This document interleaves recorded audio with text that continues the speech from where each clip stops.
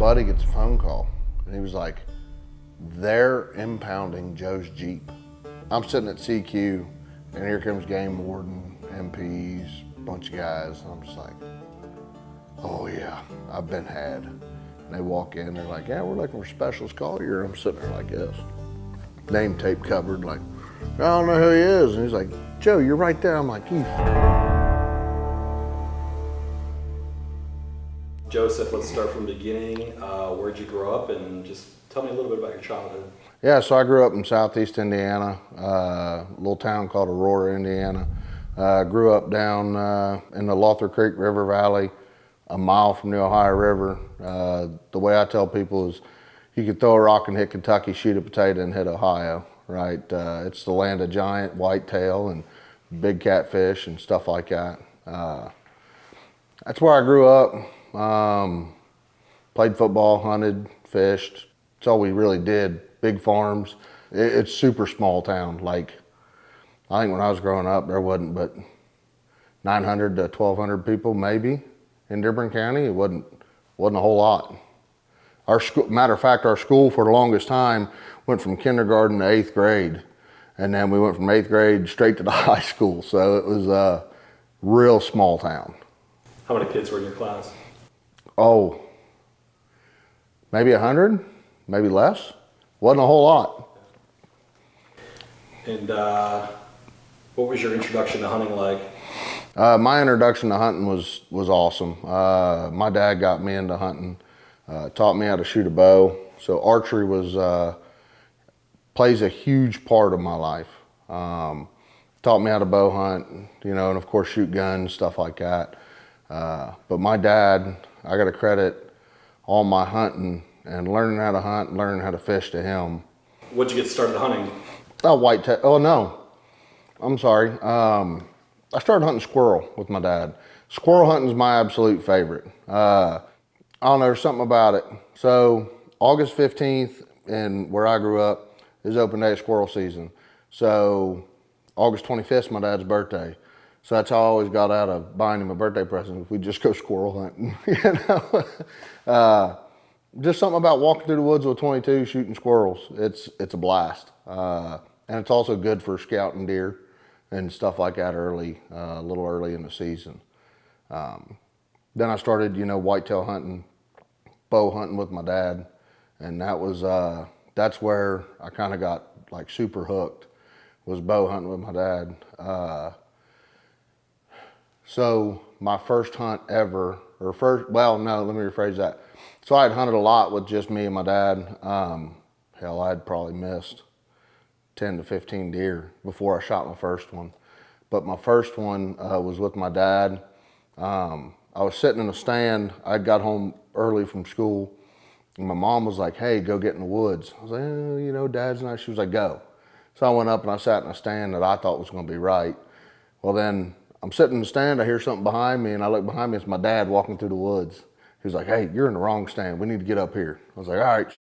So I jump out of that stand, and we go all the way across the property to another stand, and we got up. It was a wood platform and a big split oak, right? And it just had a little 2x4, like nailed to the tree. So that's where I sat. My dad kind of sat next to me. Not sat, but stood next to me. And it was getting kind of dark, and at the time I was 11 or 12, right? So I'm like, oh, it's getting dark, Dad. It's about time to go. No, son, this is the golden hour. No sooner did he say that, this deer comes walking through the wood line, coming out of a field into the woods. And I stand up, I got my bow, I get ready, I go to full draw. Well, I got so excited, and when I pulled my bow back, the arrow came off the string, right? So I'm sitting like this at full draw, and the arrow's just like hanging in my whisker biscuit, right? So I'm like shaking, right? Like a cat getting a peach seed. And I'm just sitting here like this. And my dad takes 2 steps over, and he's trying to put the arrow back on the string while I'm at full draw shaking. And about the time he finally got that arrow on, that deer's at 10 yards. I'm like, fuck, and I drilled it, just absolutely drilled it. And I don't know, it ran 25 yards, piled up, It was a little button buck. It was my first deer. And from that moment on, I was like, I don't even want to shoot nothing with a gun. I'd care less about a gun. And that turned out to be wrong. I mean, I've shot a lot of animals with a gun now, but yeah, that was, from that moment forward, is kind of when I was super hooked on hunting, you know. Did a lot of turkey hunting growing up with my dad and my uncle. And so my first turkey, we were sitting, so we had a big farmhouse. I say big farmhouse, it wasn't a very big farmhouse. But we had a farmhouse and we had 25 acres. Then our neighbors, they had a bunch of property that attached to us. So we were able to hunt pretty much everything. And we had an old above ground pool. And me and my dad and my mom, we were in the kitchen. My sister was somewhere. But we looked out the door and there was a bunch of turkeys in the yard. And it was like the second day of turkey season. So my dad's like, grab that gun, go low crawl around the pool and see if you can't get up on them birds. Okay. I think at the time I was probably 12 or 13, 12. It was before my mom passed. So I grabbed this gun. He just hands me a gun. Like I said, I'm 12 years old, so I ain't a very big fella yet. So he hands me his gun. Lo and behold, it's a single shot 12 gauge. I'd only been shooting 22s, 410s, 20 gauges at the time. But the single shot, it's one of them guns you pull the hammer back and you're just like, do I really want to pull this trigger? Because I know it's going to dislocate my shoulder, right? And so I low crawl and sneak all the way around my yard. And I creep up around the side of this pool. And as soon as I do, this first bird pokes its head up. And I go, hello. My mom and dad said all they heard was the gun go off. And then they saw the gun in my legs go this way, right? And I ate it, but I killed my first turkey. I shot a Jake, and it was super cool. So the year my mother passed away, my mother died of cancer in 2003. She was an absolute angel. She truly was. Mom was the coolest person you could ever meet. And she would give you the fucking world to make sure you were taken care of. She was an amazing cook. She was an amazing mentor. She had great taste in music. She cussed like a sailor. She skinny little Italian, right? Just Italian Spitfire. So, funny story. We were, when we moved into the house I grew up in, it's an old farmhouse, big crawl space underneath. So we'd have like raccoons, gophers, possums, feral cats, all kinds of shit under the house. You just see the floorboards moving. Me and my dad be sitting there in the living room, walk up 22, pow, shoot it. You'd hear it squall and die underneath the house. Next morning, daylight, I'd have to crawl up underneath the house and drag the motherfucker out, right? That was life, country living, right? So we started setting traps. Once we finally kind of got them all out from underneath the house, we started setting traps all around the house. And one night we caught a raccoon in the trap. And my dad and my mom were outside. My mom was like, Mark, let me shoot it. Let me shoot it one time. Let me shoot the fucking coon. He was like, all right. And he hands my mom the gun. And he goes, well, hold on, let me move it. And she was like, all right. And she goes about right here. And he was like, no, hold on. Pow! She pulls the trigger. Well, she shoots this fucking coon. And that 22 round ricocheted off the ground, come up, hits my dad right between the fucking eyes. So she's like, oh my fucking God, right? She thought she killed him. So he had this fucking skin mark straight up his forehead, right, from this 22 ricochet. And I'm like, so she goes in the house and starts calling all her girlfriends. I fucking did it. I finally shot him. I finally fucking shot him. She calls the neighbors. She's like, I shot the motherfucker. I wake up next morning. She comes in. She wakes me up. She's like, don't fucking say anything to your father about his forehead. I'm like, what are you talking about? She was like, just don't say nothing to him. And he comes in the kitchen. I like that. I said, what the fuck happened to your face, dude? And that's when they told me, she was like, yeah, she shot the coon and it ricocheted up, hit me in the forehead. I was like, she fucking shot you? He was like, yeah. I was like, God damn, what'd you do to piss her off? But yeah, she went around for weeks telling everybody she shot my dad. We had a lot of good times, man, growing up. But once she got sick, I'm gonna be honest with you, everything kind of is a blur. Tore me up. I'm 12, 13 years old. That year was my best year for the outdoors. Fishing, hunting, everything. That was my best year. My dad and my uncle, they took me hunting. We were bow hunting. It's Veterans Day. I'll never forget it, 2003, Veterans Day. And sitting in a stand, early morning, doe comes out. I go to full draw, I let her hit, or I shoot, and I shot under her. I'm pissed off. I got one arrow left in my quiver, whatever. About 11 o'clock, I'm like, all right, I'm ready to get out of this stand. And I'm starting to pull my rope up. And as soon as I start pulling my rope up, a doe comes running, hauling ass past me. And I was like, oh, shit. And then I look over, and all I see is tines. I'm like, oh, buddy, here we go. So I go to full draw. This deer comes running up, and I go, mack, mack, hey. And as soon as I said, hey, it stopped. I was at full draw. I let her rip. And I watched that arrow hit that deer. I felt like I shot high. Well, I'm up in the stand looking down at this deer.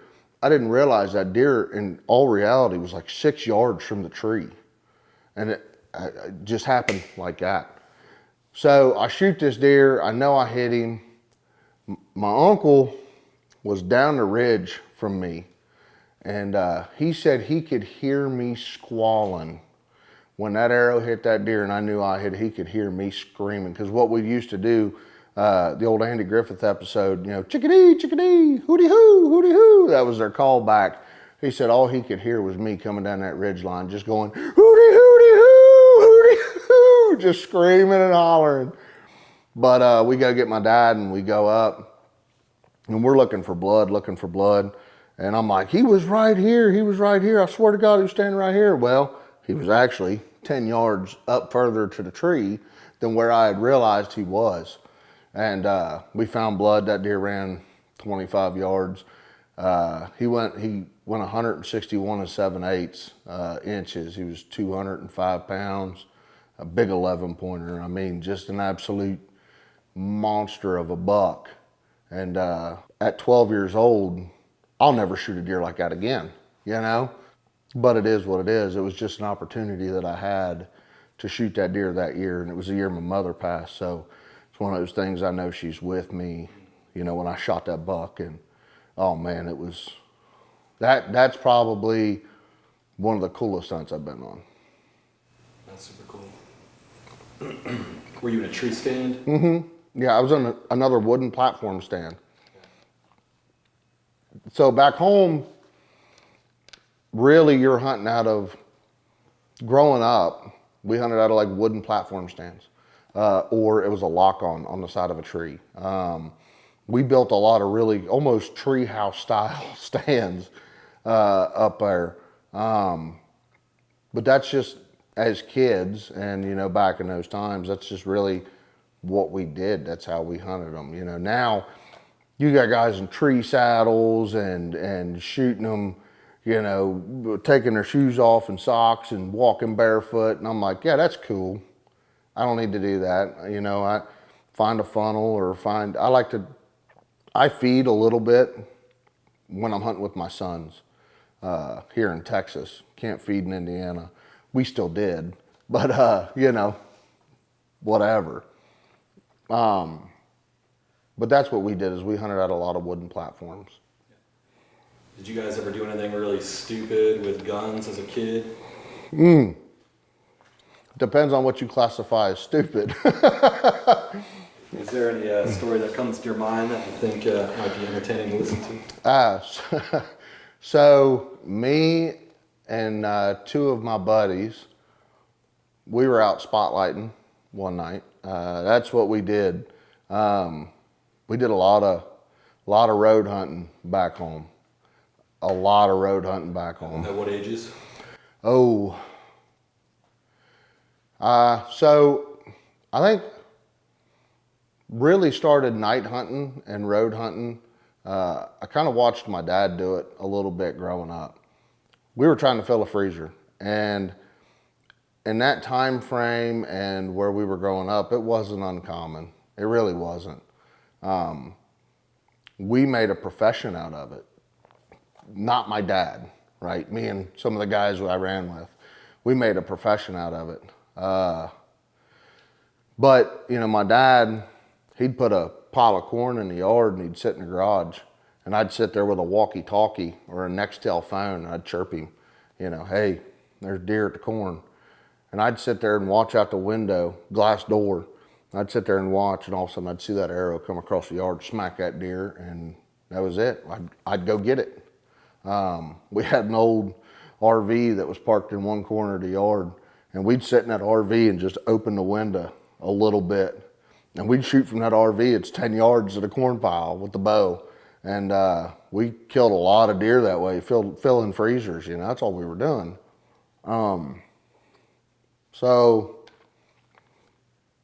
But a story with a gun, me and a couple of my buddies, we were driving down the road one night and we were road hunting, and the guy sitting in the passenger seat was just sitting there relaxing, you know, and I was like, "Ooh, deer, deer, deer," and hit the spotlight from the back seat. The other guy was I was driving. The guy in the back seat hit the spotlight. He reached down to grab that gun, didn't realize the hammer was back. It was a lever action 22. When he grabbed it, he pulled the trigger and shot around right through the floorboard of my truck and buried it into the transmission housing. And to this day, my sister still has that truck. That round is still buried in that transmission housing. What kind of truck? It was a 99 Chevy Silverado Z71. It's a good truck. Oh man, I beat the hell out of that thing. We replaced the rear end in it. We was doing burnouts. At that time, I'm 15, 16, doing just kid shit. And doing a burnout in it, and I heard it go kaboom. I was like, the fuck was that? Whatever, I just keep driving.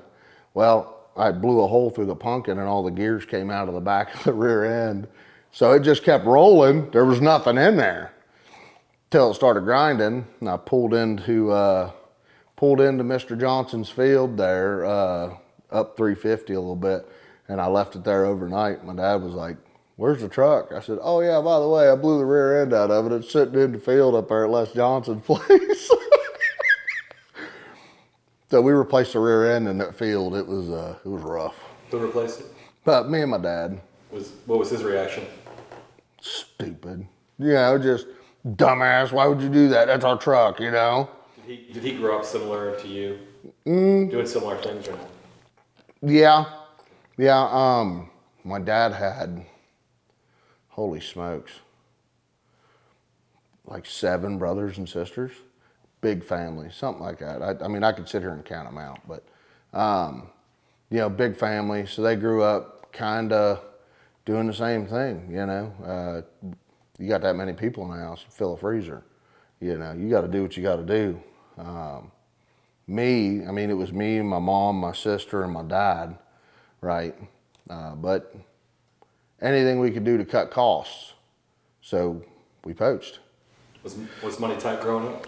I didn't really ever see it, honestly. I know it was, but my mom and dad did enough to where we couldn't tell. What did your dad do?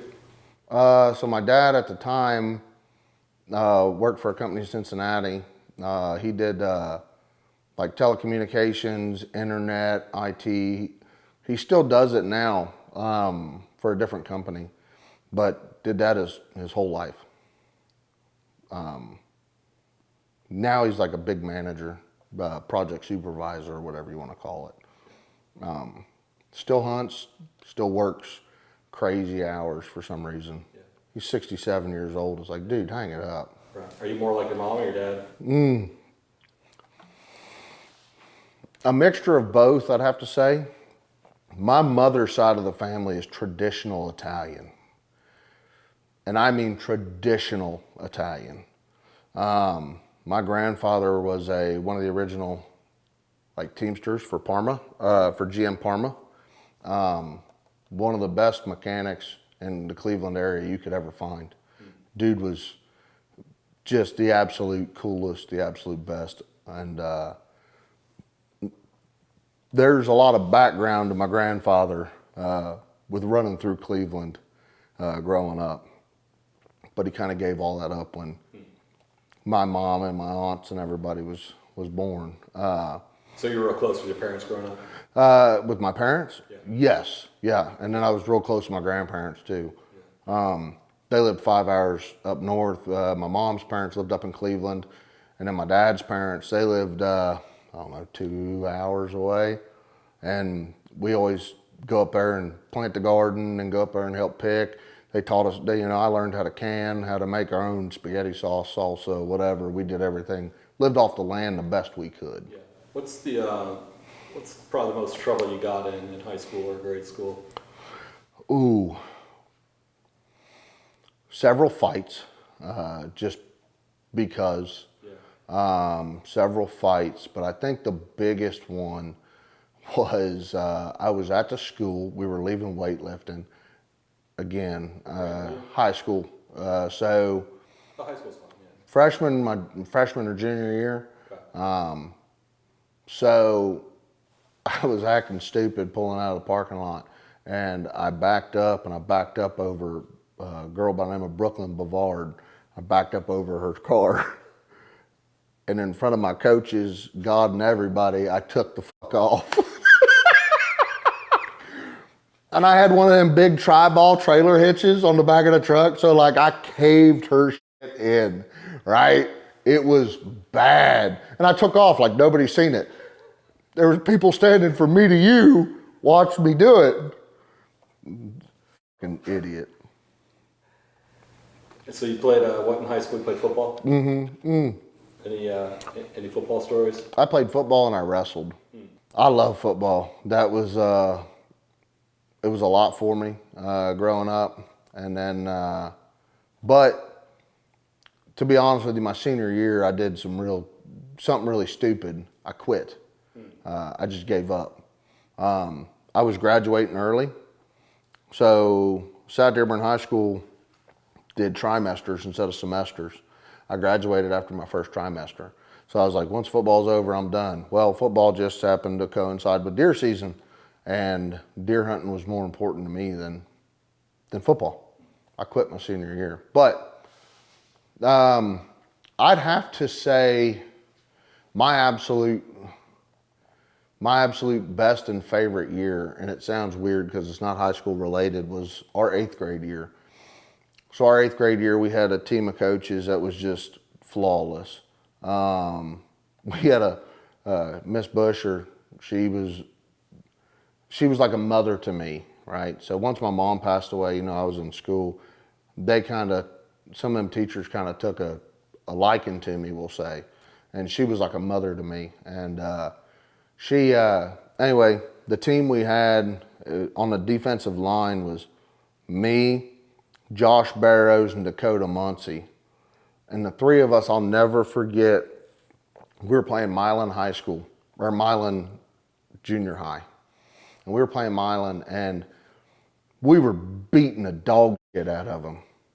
But it was, we were just doing stupid shit. So we'd start calling out stunts that didn't exist. We'd be like, Rooster 11, Rooster 11. And we're in 4-point stance, jumping over each other. And then we'd go and sack, they can't get out of the backfield. We was just doing stupid shit. And, we had some other big key players on our team, guys that ended up going to play ball in college, junior colleges. But they went and played ball in college. And we had a great team. We had a lot of great kids. But it was what it was. It's small town Indiana. We're 45 minutes from Cincinnati, an hour from Cincinnati.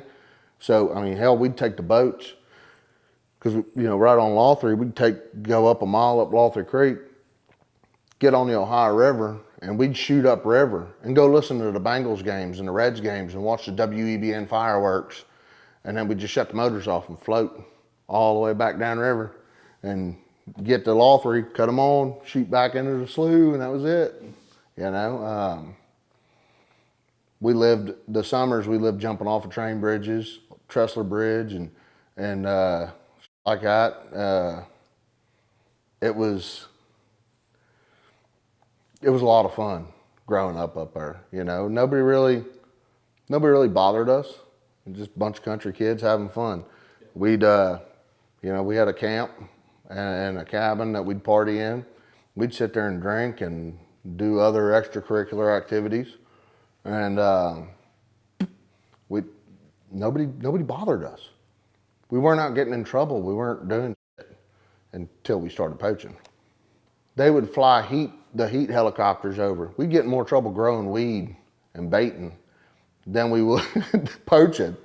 You know, one of my good friends got caught, and you know, it was what it was, but you know, did it and got done with it. You know, they never really came after us for poaching. I mean, there was nights we'd be driving down the road spotlighting, see a set of headlights, spotlight goes in, gun goes in the back, or gun goes out the window. Next thing you know, it's sheriff, and they just drive by. We just keep cruising on to the next. That's just how we were. We never really got caught. And I'm sure some people knew what we were doing, right? There's no fucking doubt about it. Nobody ever said anything. But we also shot a lot of does, mostly does. Don't get me wrong, we shot some good bucks. But we were filling freezers. That's all we were doing. So it was fun though, right? Yeah, we had a lot of fun. We did a lot of unconventional ways. Was the motivation for the meat or was it for the fun?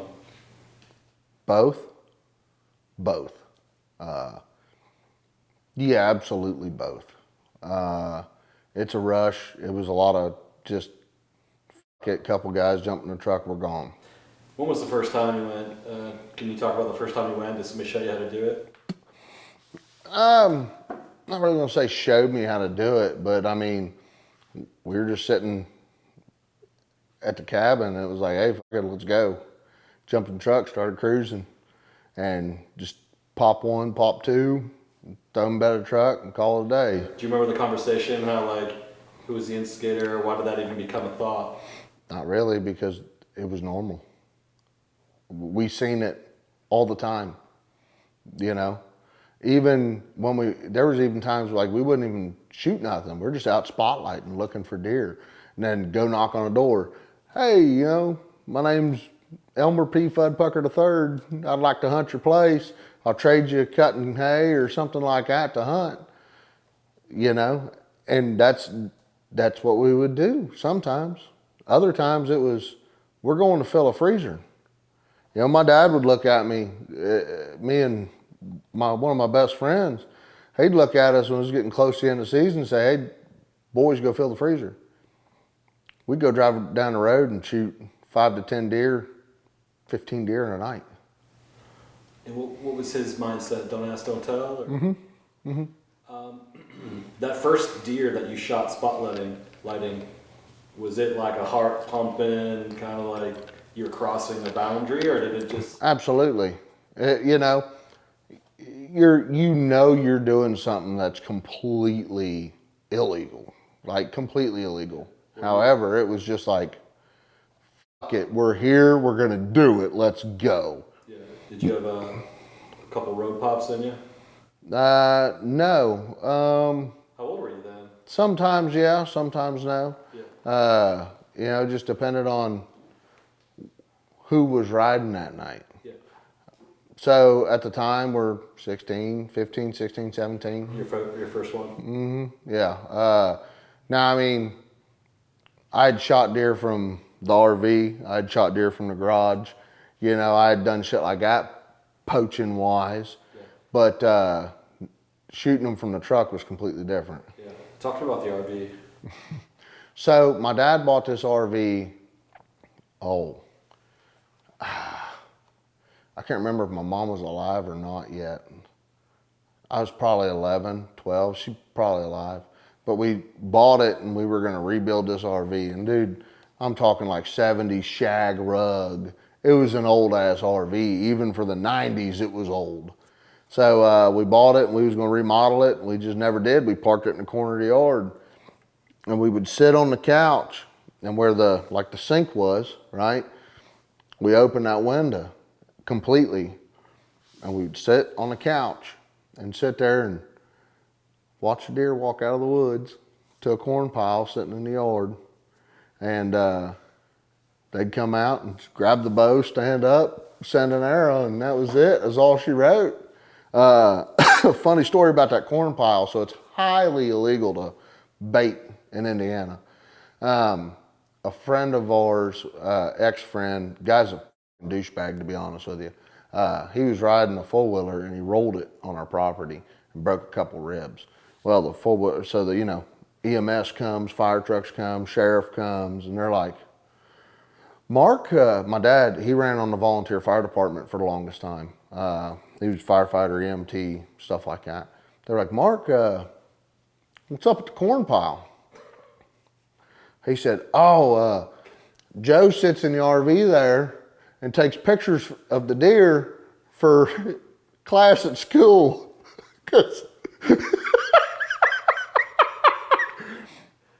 That's exactly what we said. And they're like, oh, okay, cool. And just let it go. I mean, clear as day, you know what the fuck we're doing, right? But he was like, oh, okay, cool story. And that was it. Yeah. Were you looked down on if you were poaching? So not a lot of people outside of like our group kind of knew what we were doing. I mean, they knew what we were doing, but they didn't know what we were doing. If you shot a good legal buck, everybody would freak out. Like I said, I shot that big 11-pointer and everybody lost their shit. Some other of my buddies killed some real big deer. Their dads would kill monsters. And, everybody was super happy about that. But like I said, growing up, nobody really, when it was just time to fill a freezer, if you shot one or two extra deer in a year, nobody talked about it. Nobody really said anything about it. It was, it was what it was. Mike and Kathy Walterman, they owned Wild Eats Deer Processing. And me and my dad would go down there and kind of hang out sometimes. They were good friends of the family. And we'd go down there and we'd get a tag for a deer. Back then they were little metal tags, almost like a zip tie. So when you put it on, it had a little metal back piece. So when you go on, it'd click. Well, we would go in there and we'd tag a deer and then not make it click. We just barely put it in. We'd get a mile down the road, stop, pull the fucking tag out, and just keep going. That way I always had a tag. If anybody ever asked, hey, you tag that deer? Yeah, tag's right here. Whatever. That's kind of one of the things we did. But we also kept it super hush-hush. And we gave a lot of people meat. And nobody ever really said anything. What was a close call? Was there some close calls that you can talk about? We shot at one night with a crossbow, cruising down on our loop. We shot one with a crossbow one night and it took off.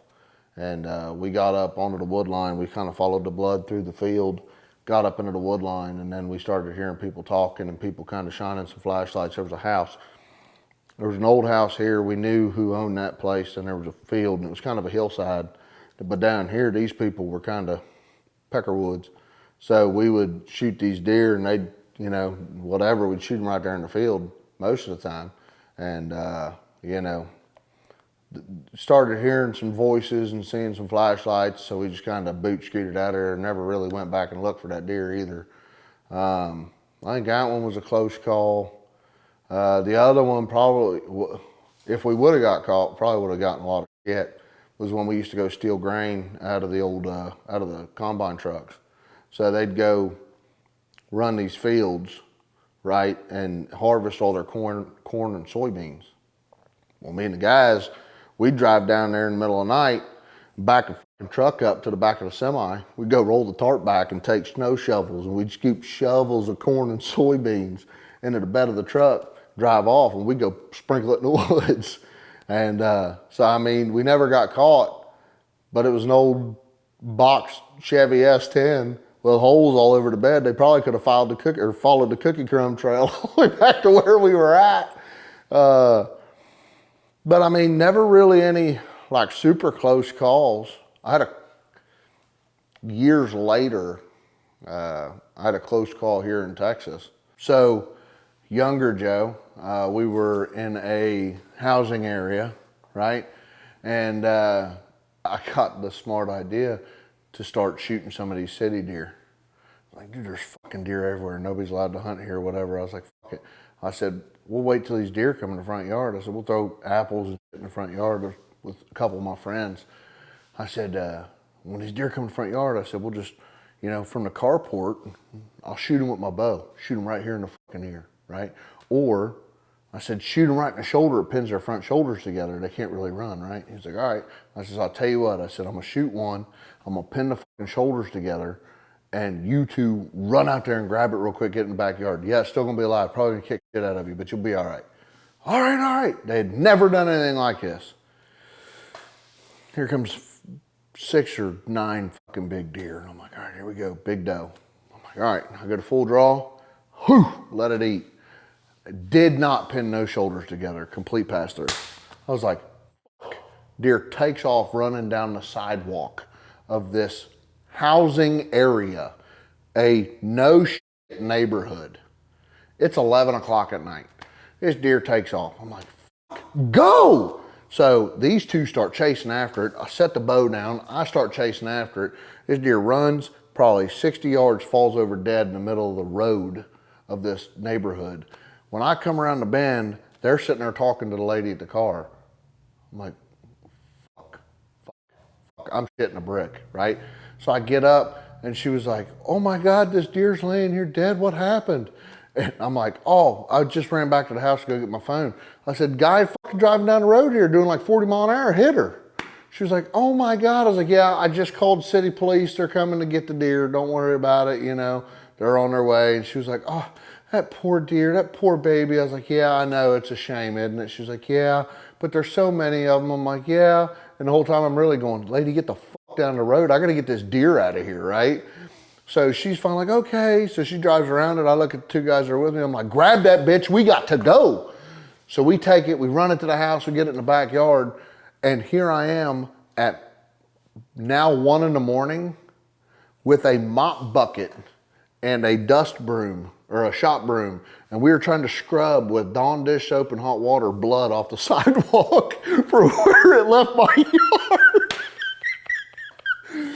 Yeah, so just dumb shit. Got away with that one. Oh yeah, I got away with that one, yeah.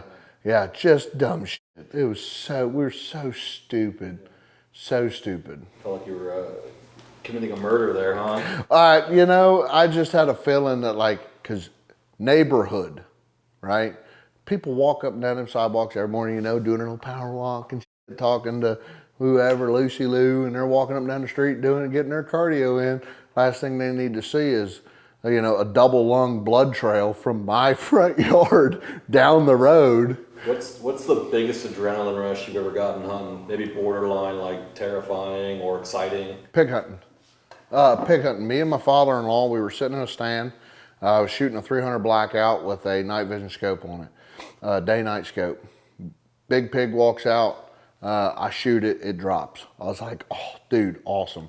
Pig gets back up. Oh, shit. Boom, boom, boom, as it's running into a thicket, right? We kind of watch it tumble into the thicket. I was like, holy fuck, dude. I think I only hit it like one other time when I pulled back up on it. And I'm like, I was like, man, I really don't like this 300 blackout, because I had a buddy of mine tell me, he was like, anything over like 250, you got to be careful with shooting that 300 blackout, especially if you shoot them right in the shoulder. You know, it's not the strongest round in the world. I was like, oh, okay, you know, whatever. I just kind of brushed it off. So me and my father-in-law, we smoke a cigarette, right? Get out of the stand, go walk over to it. So now, if I tell anybody, if you shoot an animal, you better give it time to die. So we go smoke a cigarette, we walk over to it. As we're walking up to that thicket, I hear, well, it's that pig sitting there chomping his jowls. I was like, hey, what the f? And about that time, that pig come charging me and my father-in-law. He pulls out a 357 mag, right? And I got a 300 blackout. And I'm just like, ah, do, do, do, do, do, do, do. I dumped a 15-round magazine in this fucking pig. My father-in-law's like, ah, do, do, do, with a 357 mag. And it just scared the dog. It was not edible. It was full of lead. Yeah, it was bad, but it scared the dog piss out of us, because I've heard about pigs gnawing people up, tearing them up. And yeah, that one there got me. I think between that one and falling 18 feet out of a deer stand, that one was pretty bad. It was just a windy, cold day, and I forgot my lanyard and everything. I was like, fuck it, I'm gonna sit anyway. And I went to move, and when I moved, or I'd stood up to stretch, and when I went to sit down, I wasn't on the seat all the way, and I went straight forward. Yep, landed on my feet, but of course 18 feet, everything hurts. So that one there got me. I left the bow hanging. I just said, fuck this, I'm done. Y'all can have it, I quit. Nothing broken? No, just hurt my pride, and legs hurt, knees hurt, everything hurt. Because I went straight out. Like I said, I went to sit down, and my ass just caught just barely the edge of the seat. When I went to sit, I just went whoop, right off of it. Yeah. I want to hear maybe about one fight, if you don't mind, before we transition into Texas. Was there a fight that's funny where you got your ass kicked, or was there a fight? I want to know what started it. If there's any, lead me into it from the start. Got my ass kicked, yeah. Not really ass kicked, but my pride whooped. I was dating a girl, and her sister was dating another kid that I kind of ran with. And a situation came about, and I kind of ran my mouth a little bit about the type of person he could be. And since then, everything's been settled, right? But I walked into the bathroom. This is probably 8th grade. I walked into the bathroom. I was sitting there taking a piss, and they came in and started swinging on me with my pecker out. Nothing you can really do. No, it's funny. Hey, look, it is what it is, right? So I was in enough time to get it at least back in my drawers before I turned around and started swinging back. But there was 3 guys. There wasn't, and we're all corn-fed boys, right? And they got some good licks in, and then I started fighting dirty. I started biting motherfuckers. And more or less hurt my pride than anything, just because of who it was. And we had spent a lot of time together outside of school, and I knew the other 2 also. And I was just like, the fuck.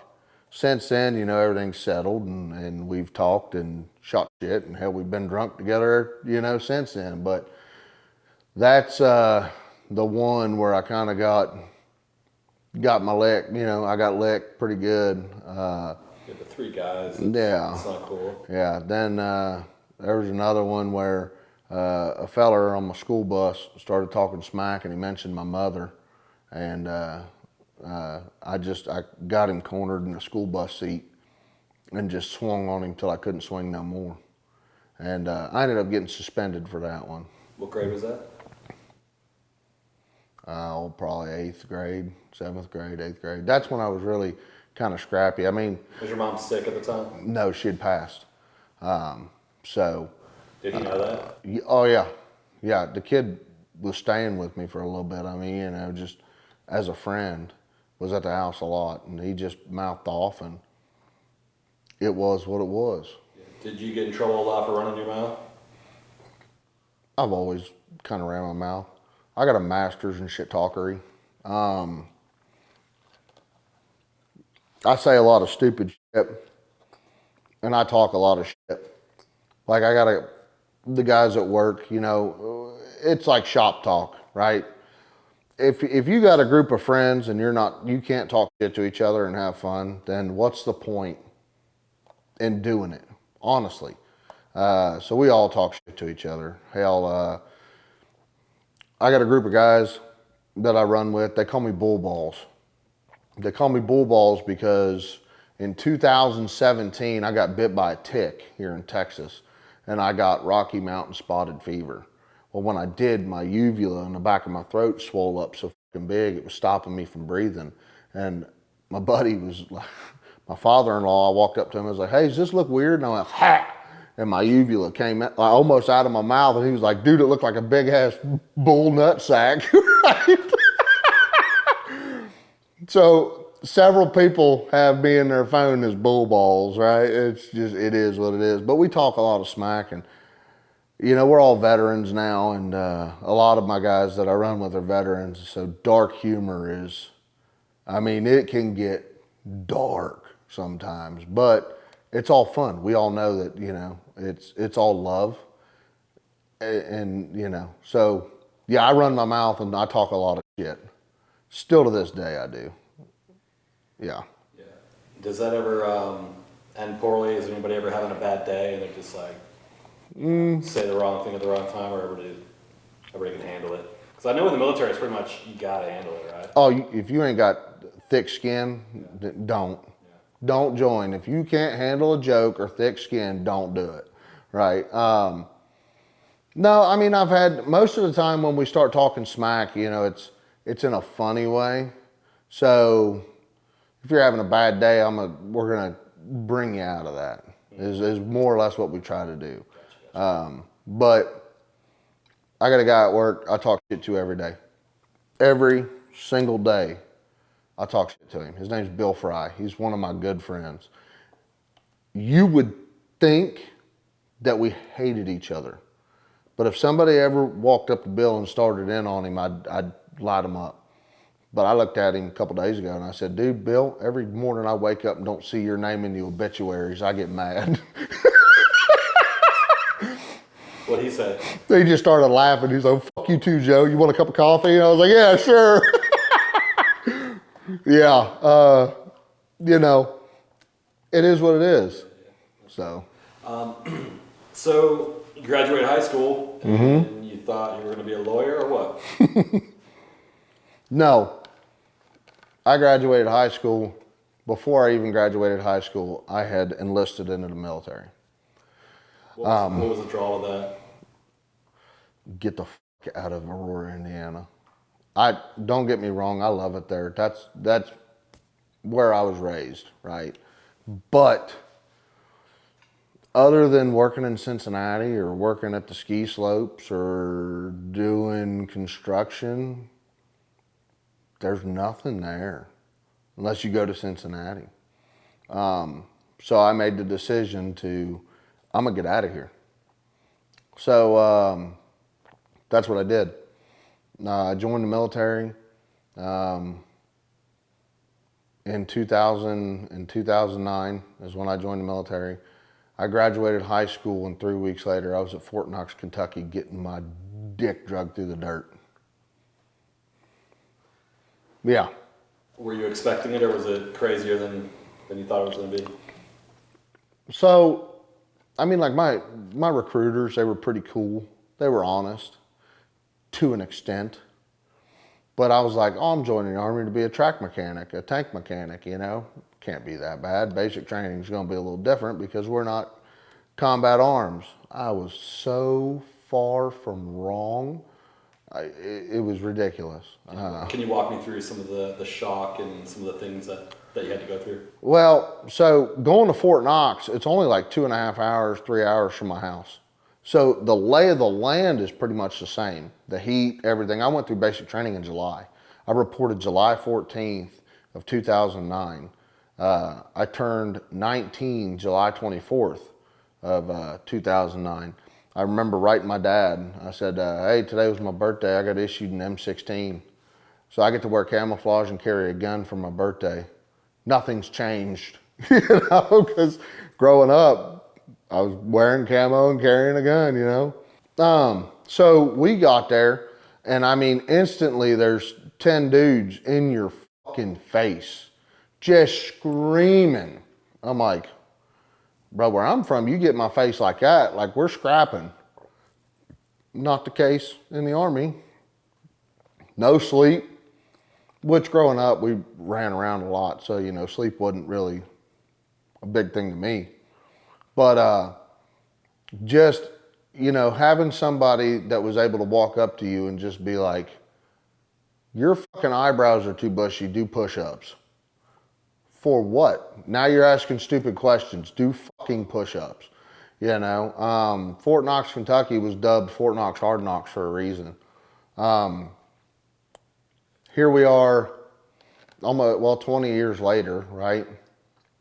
Almost 20 years later. Here we are. And I talked to some of these guys that went through basic the same time as me, and I'm like, y'all had cell phones? Like, yeah. Like, fucking what? Like, we were only able to write letters when we were allowed to. We didn't have nothing. Some of them boys had it cakewalk through basic training. I think we were the last of the I'm putting hands on you type people. So, you know, they worked the piss out of us. It was, when I was still going through, it was, you've got 2 minutes to get that plate down your throat and we're off. The day of the gas chamber was the first time they were like, everybody can get a couple extra things of milk if you want, a couple this, couple that. Well, that milk will curdle in the gas chamber. So a couple of the other fellows was like, drink the milk, dude, you'll be all right, you'll be all right. I was like, no, I'm good. I had a cousin, my cousin Jimmy, at the time was a sergeant first class in the aviation world. So I had kind of talked to him a little bit before I before I joined, and he said, do not drink the fucking milk. He says, the day they come to you and say, hey, everybody gets a couple extra milks, whatever, he says, don't do it. My recruiters said the same thing. And dude, we got out of that gas chamber. So the gas chamber at Fort Knox, Kentucky, there was a telephone pole from me to this camera. And you walked out, and when you walked out of it, drooling, snotty, throwing up, that telephone pole was right fucking there. So a lot of them boys were smacking the pole. And the whole time you're watching the first group come out and you're going, I pray to God I'm the first person at that door so I can remember, because as soon as they start hitting that pole, the last guy is stuck, right? Trying to get out. I was like third to last. I was so fucking mad. Yeah. What was the milk doing to these people? Oh, making them throw up. Just one, at this time it's August in Kentucky, right? So the humidity is just atrocious. And then the CS gas and everything that's running through your system just makes you instantly throw up.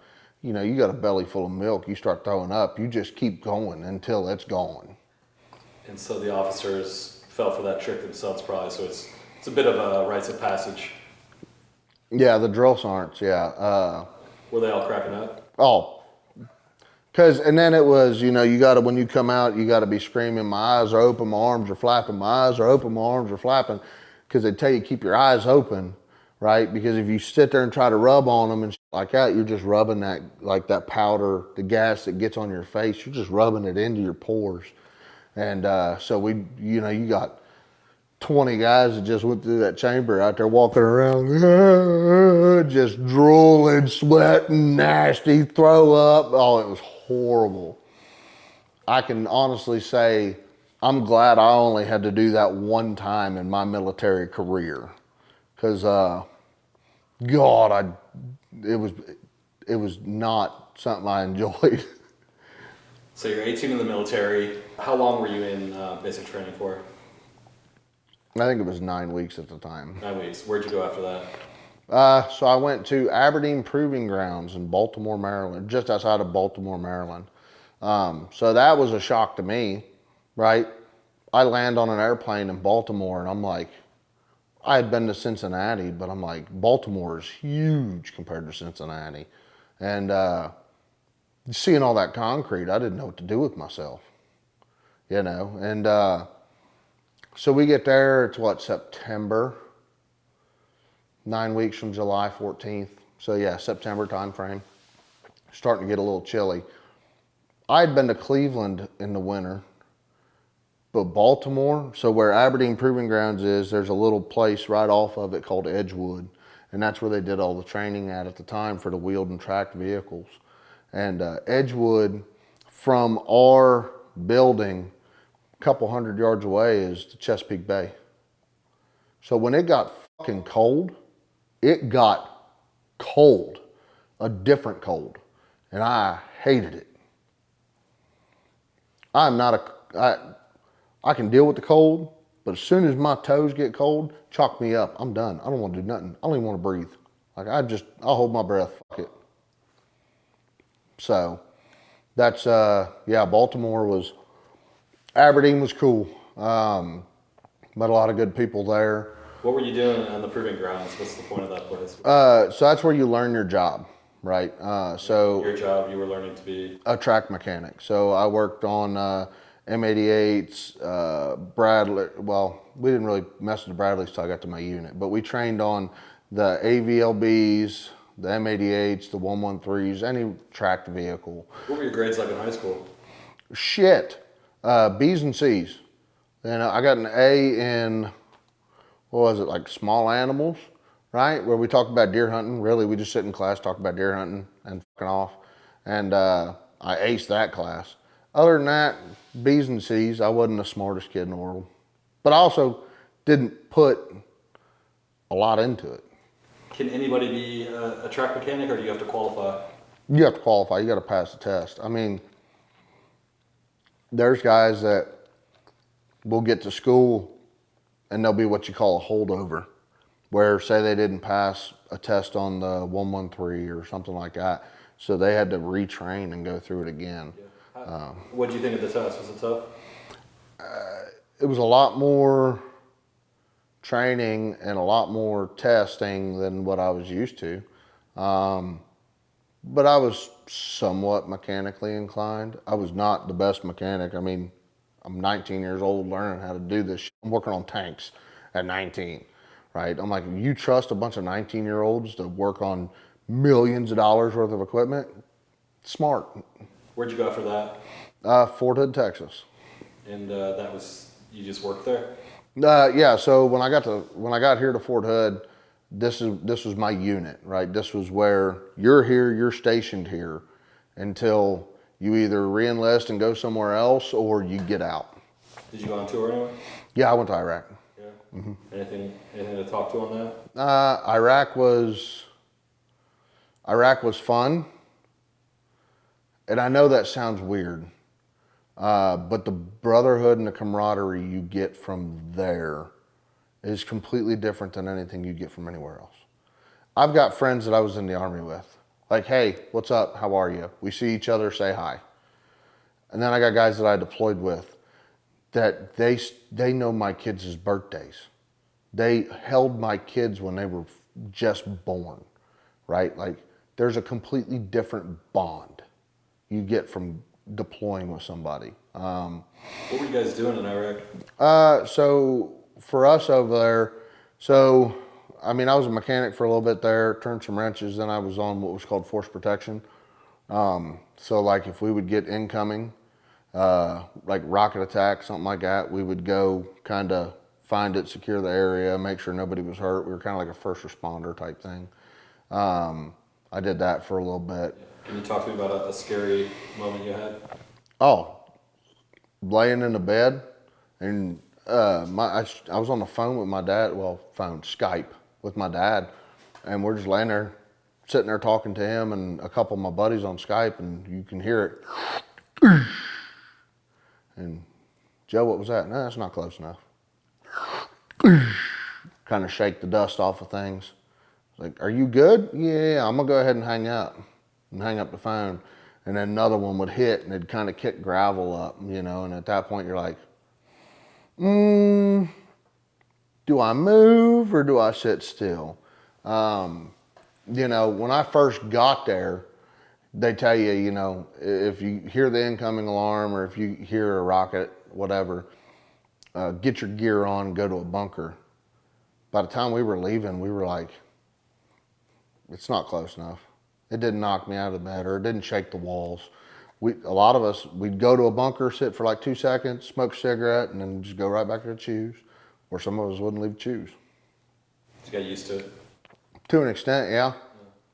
Anything else scary? We had a couple guys. So we got there. We had a lot of local nationals, local people there in Al-Qud, Iraq, that would come on post and kind of work and do some things. And some guys that were working at the ECP, the entry control point, they noticed that this group of guys every day, because they'd come in, you'd take their mileage down, bunch of shit on their truck. They realized their mileage wasn't matching up. So they watched them one day, and what they were doing is they'd get to the gate, they'd zero out their mileage, and then they'd drive on post. And what they were doing is they'd say, okay, hey, 5 kilometers from this gate is where the soldiers are living. And they ended up finding that. That was kind of a weird thing. We lost a couple really good guys over there, like really good guys. Dustin Finch was one of them. Antonio Stiggins was one of them. Those are 2 guys that I actually personally knew. I knew Stiggins more than Finch, but we had Captain Van Camp was killed, Lieutenant Nielsen was killed, Lieutenant Vasquez was killed. I mean, we had a couple guys that lost their lives over there, and there's something different about sending somebody home from over there that you'll never shake, but it's also what we were doing. That's why we were there, you know. Yeah. Any firefights? Not me personally, no. Were you shot at? We were in a convoy once and had an RPG go through our convoy, and that's about it for me. I mean, a lot of incoming more than anything else. Can you talk to me about some enemies over there within the Army? On your side, people that like maybe didn't like you, that you had some. Oh, there's a lot of guys that didn't like me. I talked a lot of shit. I was a stupid fucking kid. Yeah, just cocky. Yeah. You think you're smarter than everybody? No, I talked a lot of shit and I told a lot of white lies. You just talk a lot of shit because you're good at it? Yeah, yeah. Are you a little quicker than other people? Yeah. I was a dick. I was, and I tried to kind of, I'm not gonna say lie my way into things, but I would kind of throw a little white lie in every now and then just to fit in, so to say. But then I realized it's fucking stupid and pointless. Why do that? Just be yourself. So here I am. Nice. So you were there for how long? We did 13 months there in Iraq, or 12 months. Was there anything that followed you here when, just little things, normal civilian life, where you would find yourself reacting? Maybe? Oh, so still to this day, I'm super hyper vigilant, right? I have to know where all my exits are. I really don't like to sit with my back to a door. I kind of refuse to. I gotta know where all my exits are, what's my first move, stuff like that. Sitting up some late nights, you know, when I was in Iraq, sitting up some late nights, you'd be like, okay, so if somebody comes around this corner right here, just the first thing I'm doing, you kind of play scenarios out in your head. And I still kind of do that to this day. That, and then, so like, within the first week of me being back, first couple months of me being back, like, we were sitting over at a buddy's house, sitting in his garage, drinking beer, and the transformer across the street blew, and we all hit the ground. You know, that was kind of a big shake for us. I went to WEBN fireworks, and even with the countdown, like the countdown to where the fireworks were gonna start, still kind of got to me a little bit. But now here we are a couple of years later. It's like the first initial boom still kind of gets to me, right? Or if I'm sitting in the woods and somebody's on the other side of a property and they shoot, you know, I still get, I guess, kind of shook, you can say. But I'm doing a little bit better now than what I was when I first came back. Was there any story that you heard when you were over there that was just, I don't know, infamous or famous? Just a nutty, crazy situation? I heard a story about one of our first sergeants that it wasn't from our deployment, but from a deployment he had did during the invasion, that he beat a guy to death with a rhino mount on his helmet. And I was like, oh. Pulled his helmet off, was completely out of ammo. And on the front of a combat helmet, there's that big metal piece right there where your night vision would mount. That's called a rhino mount. And he headbutted the guy and then pulled his helmet off and continued to beat him to death. And I was like, oh shit. Do you know the context, like why that? Just war. Okay. Yeah. Wow. When you came back to civilian life, were you angry, emotional? Were you bored? I mean, I was full of piss and vinegar. Dude, like, all I wanted to do was fuck and fight. Like, that was it. I just got back from combat. I'm 21. I turned 21 in Iraq, drinking an O'Doul's near beer, 0%, with Trevor Howard. I'll never forget it. My 21st birthday, we were drinking near beer. Thought, you know, cool, 21 in Iraq. I got back here and was just like, all I wanted to do was drink. I truly, and I have sat with some of my buddies and tried to think about the time frame. But from the time I got home, like landed boots on ground, for like the first month, I truly don't remember it. We just stayed drunk, ripping and roaring and going to bars and doing stupid shit, and that's what we were doing. I say stupid shit. We found a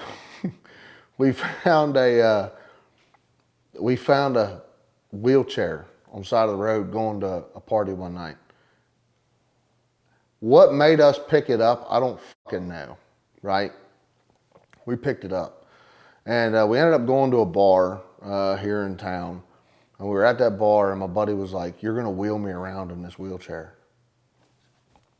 I was like, okay. He was like, you're gonna wheel me around in this wheelchair and we're just gonna talk. I was like, all right, cool, whatever, you know. And he says, we roll in and everybody's like, oh my God, you know, what happened, blah, blah, blah. Oh, he got injured when we were overseas. And we were just talking stupid, right? And we ended up drinking for free for most of the night. A lot of people were buying us drinks because I'm in here wheeling around this guy. And I mean, like, I wheel him in and we wheel up to the bar and like I bust his legs across the bar. And he's like, ugh. I was like, you shut up, you can't feel it. Ha ha ha. You know, like, so we did that. Well, then, I don't know, an hour later or so, they call him up for karaoke. I wheel him up. And he's sitting there and he starts singing karaoke. And I will never fucking forget this as long as I live. He was singing La Bamba. And that son of a bitch stood up halfway through La Bamba and started dancing. And we were thrown out of that fucking bar. We couldn't get out of that bar fast enough. This same guy that did this, is now a very accomplished human being. He ended up going special forces and did a lot of really, really cool shit in his career. I think he's getting ready to retire. Dude is just a phenomenal guy. But when we were in Iraq, he used to run around in a pair of American flag parachute pants.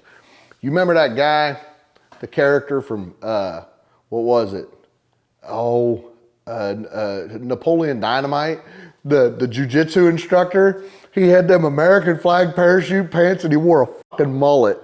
The dude's got a big portrait of Bob Ross tattooed on his chest, right? Like, he's a nut. So he used to run around just doing crazy shit. And I was just like, yeah, this isn't meant for you. Conventional Army is not meant for you. But he's super accomplished, great guy. We talk every now and again, and I'm sure if he sees this, he'll get a kick out of it. But yeah, we got kicked out of that bar for just stupid shit.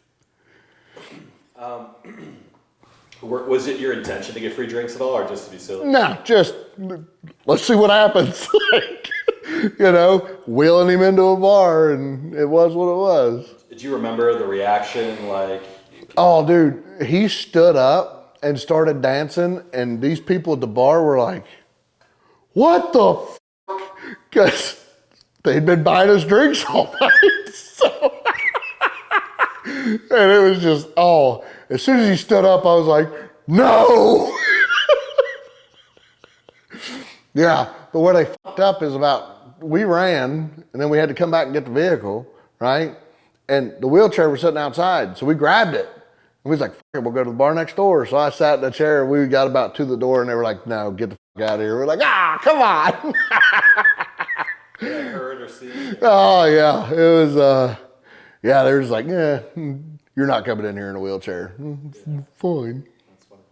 So did the bartenders actually kick you out, or was it more like everybody was so mad you're like, we better? No. It was just like, we got to go. It wasn't like anybody telling us. It was just like, oh, fuck, and took off. Right. Yeah. That's wild. Okay, so you're after the military, and you are just letting loose. I believe soon after this there was So there were some events. I was hanging out with some friends of mine, ex-friends of mine. We were hanging out, and we'd go over and just get face drunk, party, and just stay the night there. Next day, we're doing the same thing at 11 o'clock in the morning. We start drinking. Well, after a couple day bender, you realize you're like, fuck, I think I ate a chicken tender 2 days ago, There was like nothing in the house, right? And he had 2 kids.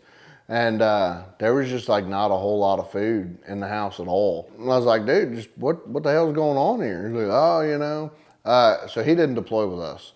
So on Rear D, you just get a regular paycheck, and you're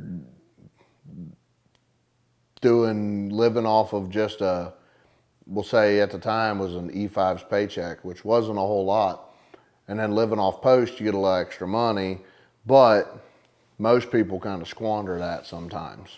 Young soldiers don't have the best financial management. You'll see a fucking private driving down the road in a scat pack, and you're like, I know that payment's $1,000 a month, and I know you only make $2,000 a month. So, it's like, dude, what are you doing, and guys want to go buy motorcycles and want to do this. When you're young, when you're a young kid and you start coming into some money, because like when you're in basic training and AIT, you don't really get a chance to spend any money, right? So then you get out, and say you're a kid that didn't have a lot growing up. Now you got money. It's like, fuck, I'm going to go show out, I got the chance to do what I want. I'm an adult. Next thing you know, you turn around and you're like, fuck. I'm kind of in a financial bind. Now, there's other kids that did it completely different, that saved every penny and has done this, it just is what it is. But when you're just a younger person and showing up and showing out, that's what you do, So, yeah, I didn't have a lot really in the house food-wise. I was like, well, I know a way to get protein, You can live off of meat and eggs.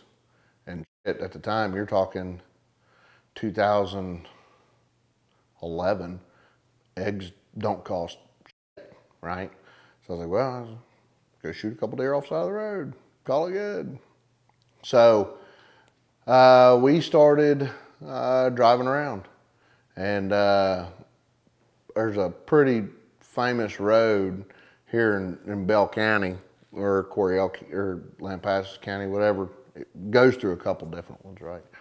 But it's a Maxdale Road, and there's always deer down there. The Maxdale Bridge is there. It's like a haunted bridge. I've heard 30 different stories about what's happened there. I know I didn't stick around long enough to figure it out. Just started cruising. And there was a vehicle in front of us, and for the life of me, I can't remember the feller's name that was driving the truck in front of us. But I know it was me, and the guy that I was with was in one vehicle, and first guy drive down the road and spotlight, maybe pop one and be like, hey, they didn't move. And then we'd come up behind him, spotlight, pop one, keep going. So we shot 11 deer that night.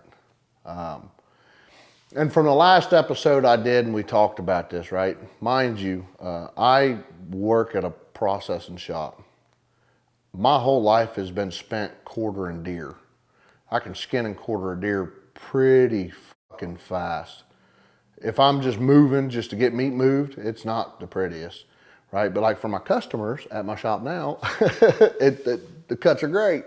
You know, so a lot of people are like, oh, you can't do 11 deer in one night. Bullshit. I can.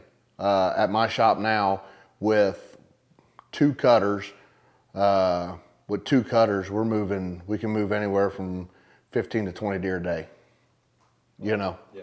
So, it's pretty easy when you know what you're doing.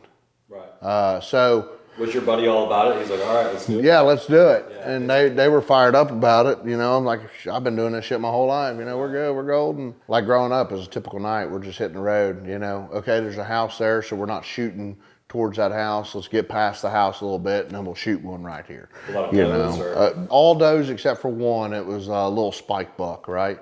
And I shot that. I shot a lot of the deer. I'll tell you about that in a second. But I had shot a lot of the deer. But that spike, I ended up cutting his head off because I was like, hey, that's my first fucking Texas buck, you know? And I had a 1974 CJ5. I say had, we still have it. It's at the house. But underneath the passenger seat would flip forward and then there was a compartment underneath. I'd put that head in there. It was like, I'll get it out later, whatever. So we took the deer back to the house and got them all quartered. I mean, skinned and quartered right then and there. Within a couple hours, you know, drinking beer, just fucking off.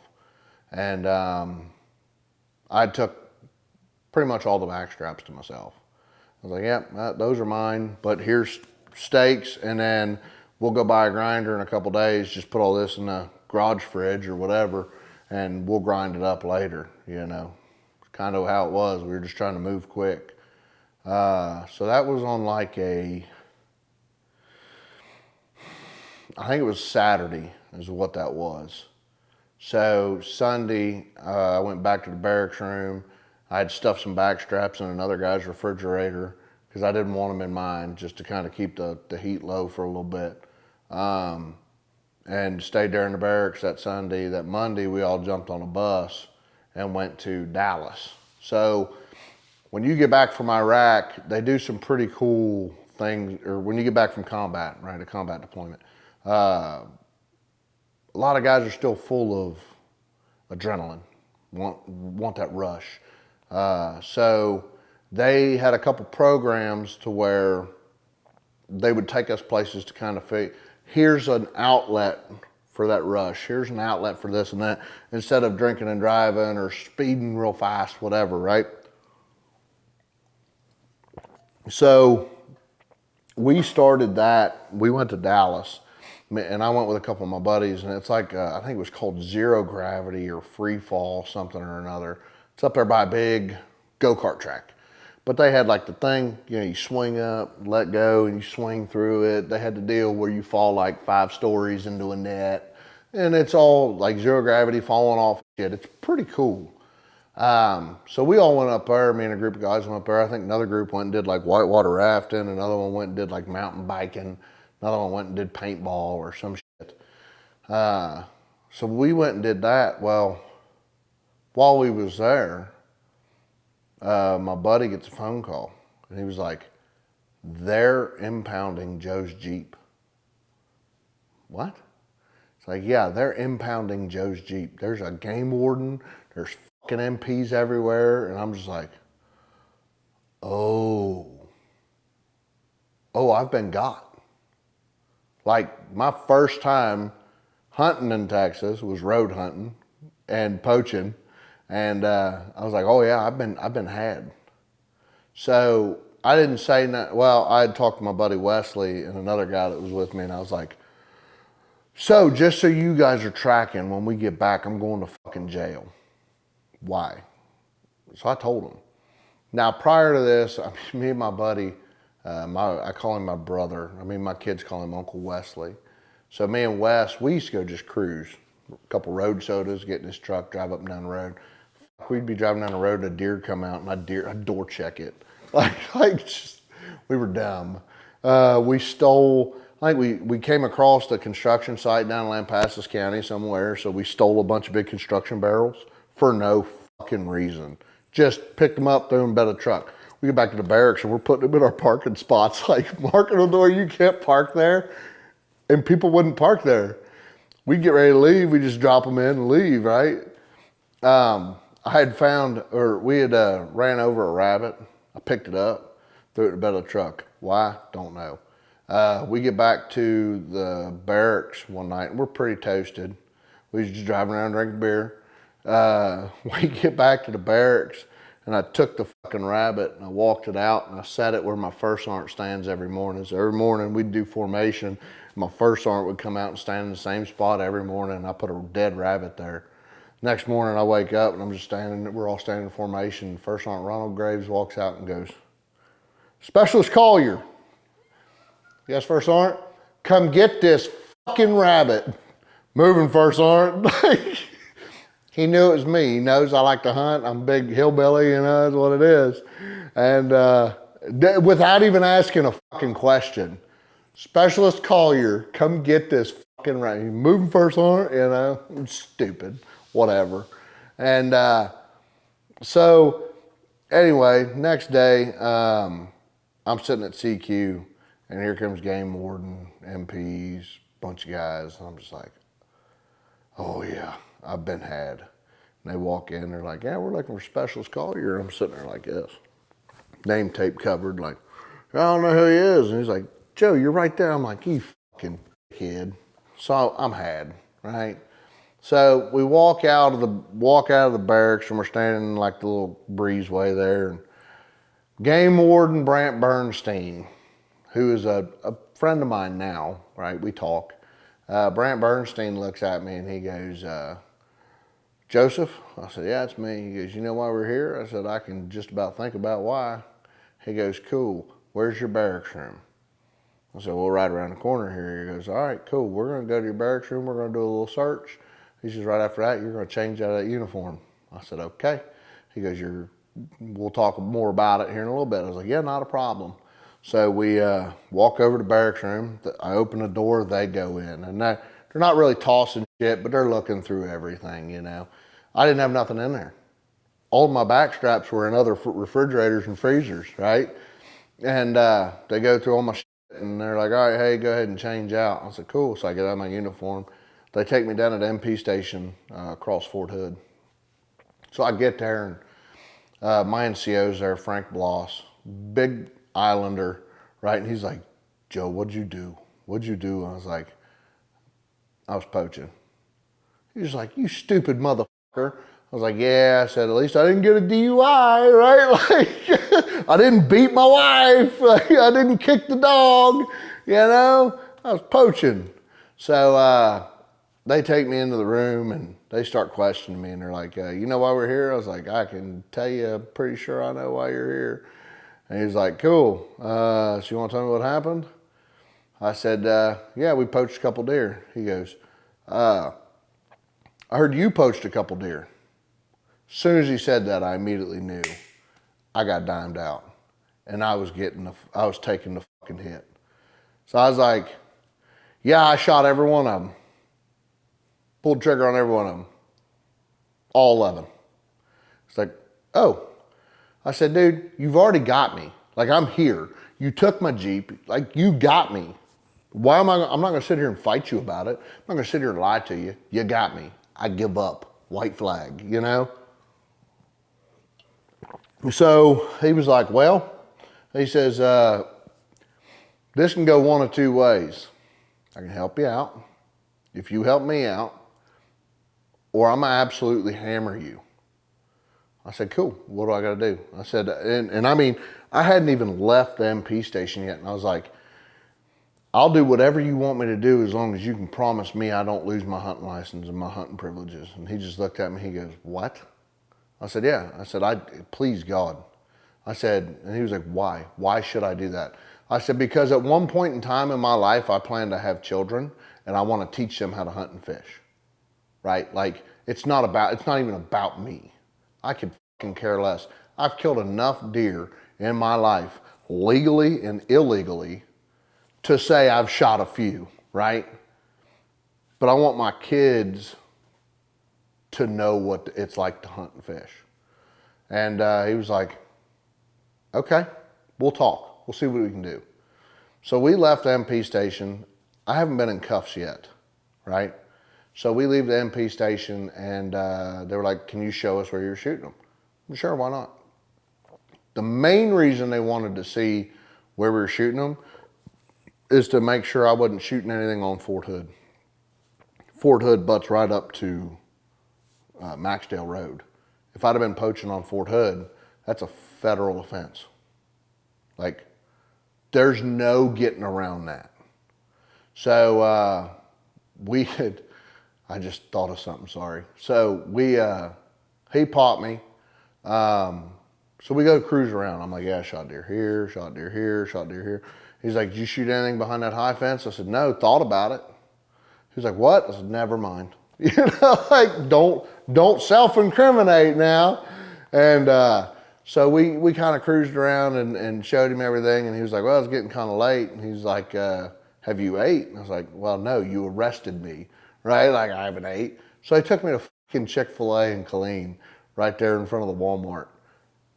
I'd never been to Chick-fil-A in my life. First time at Chick-fil-A, I'm with 2 game wardens, right? Like, and I'm going to jail. That was the best chicken sandwich I'd ever had. And they paid for it? Like, hell yeah. So at this point, I'm like, he's talked to me a little bit about, I'm gonna help you out best I can. They bought me dinner, right? I'm like, we're good, dude.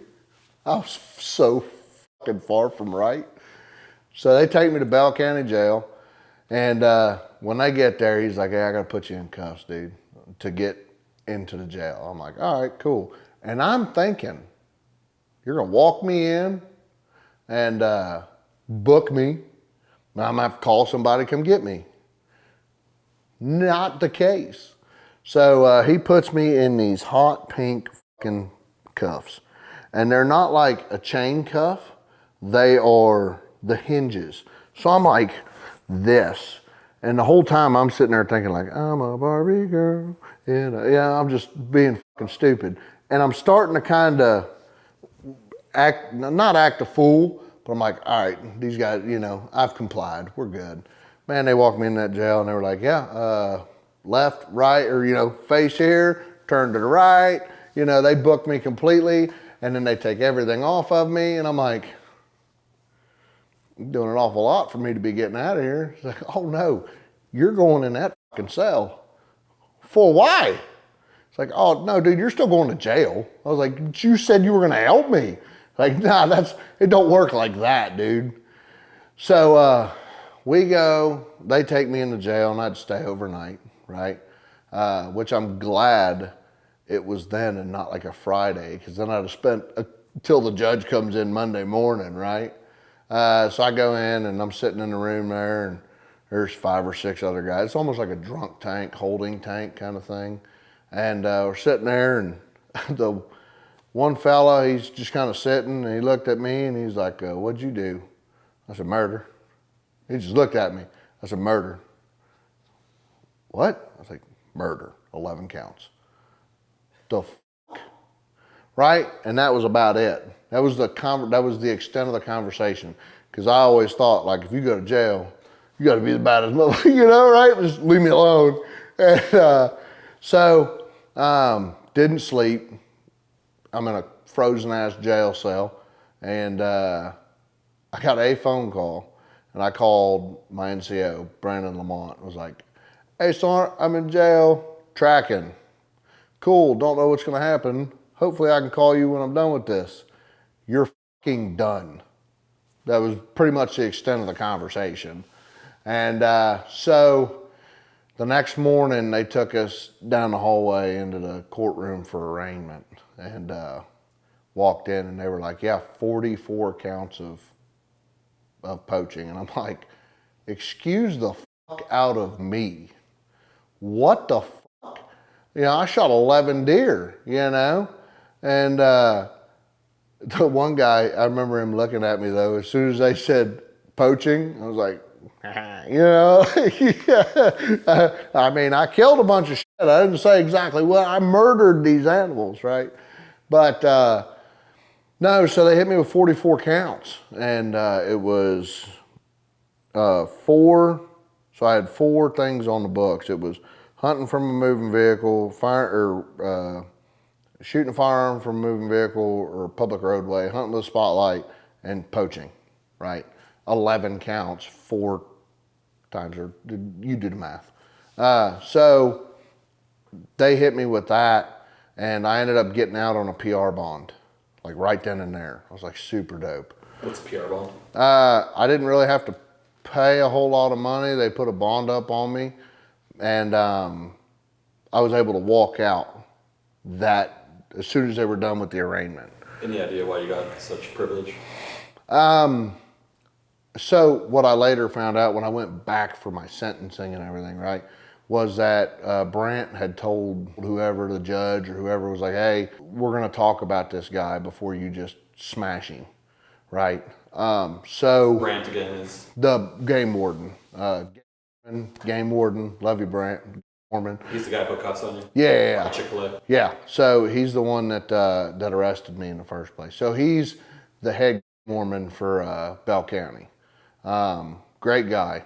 Now, at the time, he was the enemy, the ops, whatever you want to call him. So I got out of there, and Brandon Lamont picked me up. So Brandon Lamont is about 3'5", right? He's really not. I think he's like 4'11", 5'1", right? But he is about yay tall, bald, full of piss and vinegar. He's a leprechaun. I swear to God he is. In disguise, Brandon Lamont is a fucking leprechaun. So Brandon picked me, or Sergeant Lamont at the time picked me up and was just ripping my ass. Now, Brandon is also, he was airborne in the military, and he's got a mustard stamp, right? Which is he did a combat jump. So jumped into combat, right? Like dude's certified, he's verified, he's got his little blue check mark. And so I was fucking with him the whole time, like he's chewing my ass. I'm like, hey, don't get short with me, Frodo, right? Like, you're looking up to cuss me out, right? Hey, don't get short with me, Frodo. And did you actually say that? Oh, absolutely, absolutely. But see, prior to me getting in trouble for poaching, me and him had a pretty decent relationship, right? Like he was one of my NCOs. He's good people. We would joke around and fuck off, but he was also, I'm your NCO, right? So we would talk shit back and forth, and everything he'd say, I'd be like, oh, dude, calm down. What'd you do? Fucking lose your Lucky Charms this morning? You know what I mean? Like, instead of saying who pissed in your Cheerios, you know, whatever. And I fucked with him all the time. I think we had bought him a bag of them gold chocolates at one point and just put it on his desk. And he's like, fucking who the fuck? You know, it's all love though. But he was ripping my ass. So we get back to the company, and I got to go see my first sergeant Ronald Graves. And I walk in, and he goes, Joe, what the fuck did you do? It's like, I got arrested for poaching top. You know, like, I fucked up. He's like, yeah, no shit. But I was getting tried and charged with shit outside of the military. So the military couldn't touch me. It's double jeopardy. I can't be in trouble for something in 2 places. So then I had to go see my Sergeant Major Hines, who is now a good friend. We had talked a lot. He was from Indiana also. So we kind of had a pretty decent relationship. But he was just like, Jesus, Joe, why? Well, because I was trying to help this guy out. And he was like, yeah, no, wrong fucking answer. There's ways. There's ways in the military, like if you're going through some shit, like AER, right? You can go get an AER loan and it's paid back very slow, but you can go there's food banks, there's all kinds of stuff. But pride is a big thing for a lot of people. So they couldn't really do nothing to me. But boy, did they were on my ass. And everybody knew that Specialist Colyer had been arrested for fucking poaching. So I get arrested for poaching, and I go, so you get 30 days of block leave after you get back from a combat deployment. Well, I think it's nowadays, I think it's really any deployment. You get 30 days of leave. So I was like, I'm out of here in 3 or 4 days. I'm going on my 30 days of leave. So I'd go on my 30 days of leave. I didn't tell a fucking soul what happened. Nobody. Didn't tell my dad, didn't tell nobody that I went to jail. I got arrested for poaching. Again, pride is a big thing, right? So I get home and I run crazy for 30 days. Come back, probably Halloween, real close. And then I ran into the feller that tattled on me. And kind of got in his ass about it. But young and fucking stupid at the time, he still had a place we could go drink and not get in trouble and whatever, party.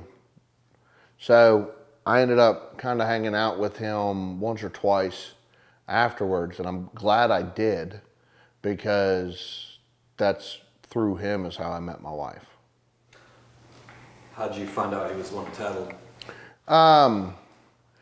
It was pretty fucking clear and evident when the game wardens were like, we heard you did this and you did this. We've already spoke to the other two. Tracking. Also, neither one of them got in trouble. Neither one of them got anything. Nothing. So, backtrack a little bit. I had to go to court, right, for sentencing. I had to wear one of my other NCO's shirts because I didn't own anything fucking nice. And they're like, you're not wearing your Class A's to fucking court, guy. So they gave me like a dress shirt, stuff like that. My platoon sergeant took me to fucking court. I get to court, and they ended up getting me with spotlighting and firing a weapon from a roadway, and I think firing a weapon from a moving vehicle. But I did not get a poaching charge. So,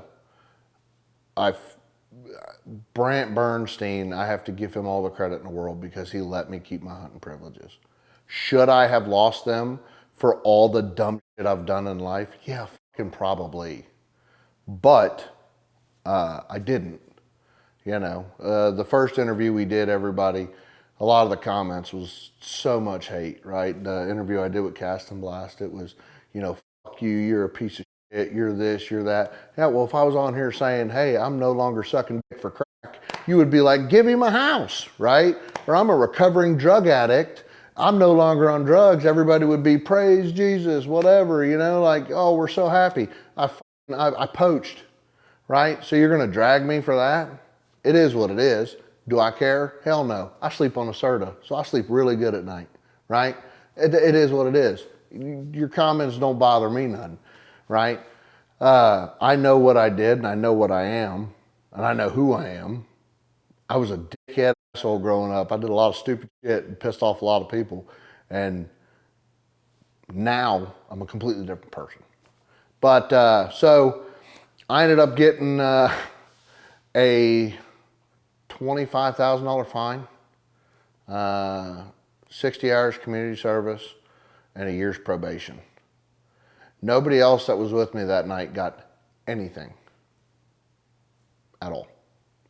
So it was pretty evident what had happened, what had transpired. So they both told on you? Mm-hmm. Man. Did that grind you, man? You were trying to help him? Yeah.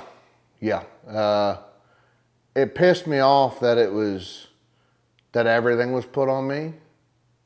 But at the same time, it's like kind of, I won't say relief that I finally got popped, right? Because to put a total number on the deer that I've killed in my life poaching truly is probably high twos, right? Honestly. High twos, low threes. Like I said, there was nights we'd go out and shoot 10 to 15 deer in a fucking night. And we'd process them and give half of them away and then go do it again. That's what we did. All through high school and college? All through high school, yeah. Yeah, it's what it was. You know, Did any of your other friends from high school get pinched? No, not for poaching. I mean, just doing stupid shit in general, you know. Yeah, a couple guys got, in trouble, but not anybody that I know that was in my direct circle, because we kept that circle very tight. There was 5, 6 of us. That was it. Now there was other guys that we knew that were doing it other places, right? It was a different culture up there, though, huh? Yeah. It was a little bit more serious down here, was it? Oh, it's way serious down here. Dude, Texas does not fuck around with poaching or doing or anything, right? You shoot a deer that's undersized. There's antler restrictions here in Texas in most counties. You shoot a deer undersized, they'll take your deer. So why did these guys even tell on you? I mean, they didn't want to get in trouble. But I mean, they also both had wives and kids. But how did these guys even get an inkling that happened? So from what I heard, right, is the one guy had all the carcasses in the back of his truck. And we had originally said, hey, we'll just go dump them over here off a stagecoach, backside stagecoach, throw them over the bridge, or Clear Creek. Nobody ever know. We just go dump them, get rid of them.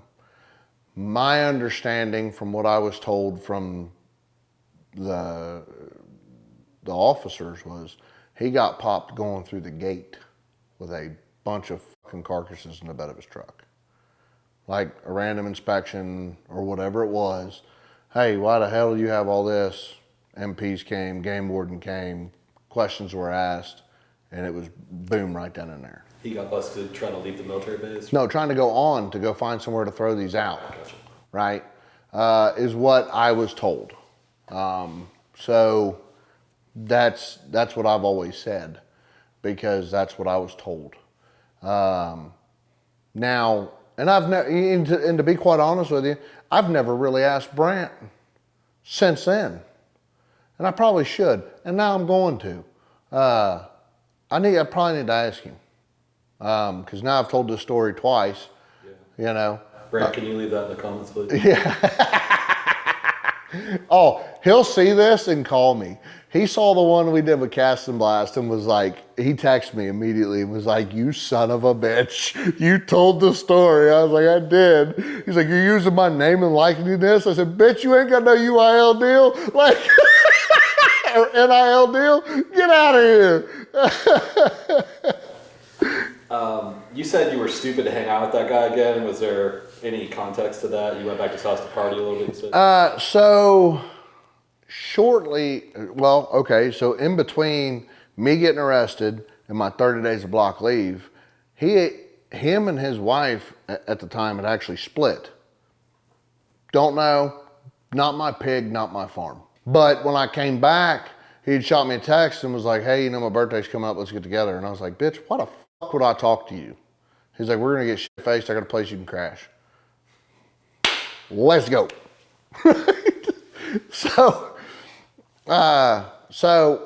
I ended up going and hanging out with him on his birthday or whatever, and it just so happened to be this other lady's birthday. This other lady, her name is Amber, and she is now my wife of 14 years. So the girl he was talking to and Amber, my wife, they were good friends. So the girl he was talking to, she had some older daughters. So they were watching my now stepdaughter, right? So they were watching her while we all went out and got faced. And that was the night I met my wife. It was November, so we met November 4th. November 6th was her birthday. I met her parents. November 28th of 2011, the same month, we got married. We've been married 14 years now and have two boys together, and then my daughter, I've been with her since she was 4. She's getting ready to graduate basic training for the Navy on the 4th of February. So I'm kind of glad that I went to hang out with him, because if I didn't, I'd have never met my wife. But at the same time, I look like a fucking idiot going and hanging out with the guy that ratted on me. So it is what it is. It's one of those win-lose situations. You know, I won a lot more by going and hanging out with this idiot, but it is what it is. Talk to me the first time you saw your now wife. So the first time I saw my wife, she had walked into the apartment building, and I looked at the guy that I knew. I was like, "Who's that?" He's like, "Oh, that's Amber." I was like, "She single?" He's like, "Yeah, but she's got baggage." And I was like, "Yeah, bitch, I'm strong enough to carry baggage." At the time, right, he was just talking, whatever. Which she doesn't. She didn't. She had a daughter, and that's it. So I started talking to her, right, trying to sweet talk her a little bit. "Hey, darling, how are you? What's up, sweetheart?"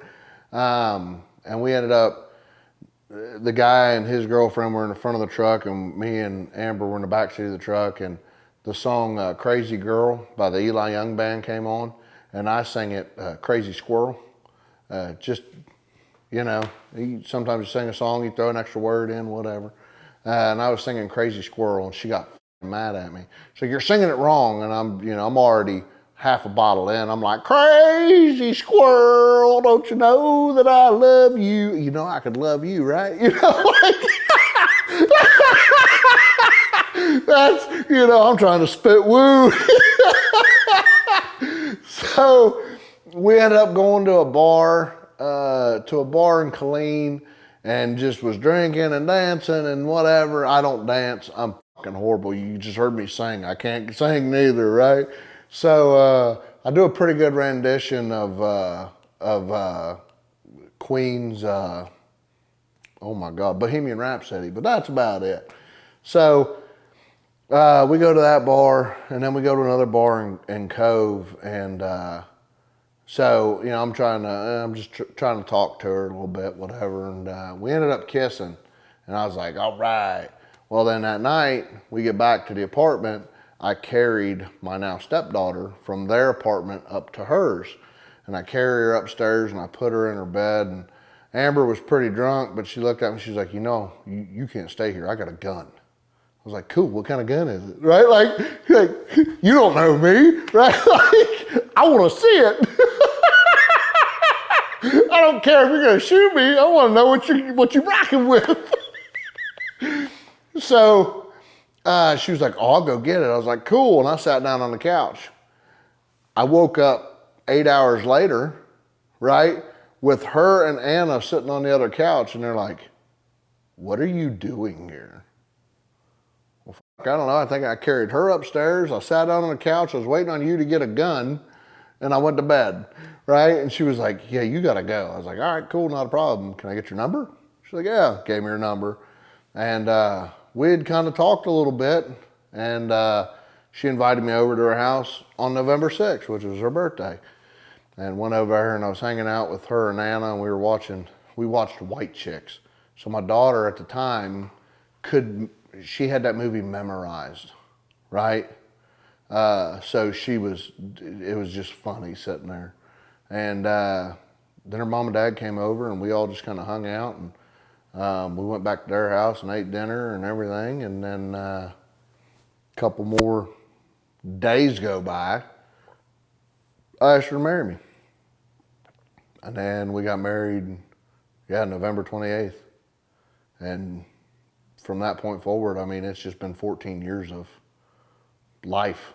My 18-year-old daughter, like I said, she's getting ready to graduate from basic training from the Navy, or for the Navy. My 11-year-old son, we leave next Thursday for Las Vegas to play in the AAU football national championship.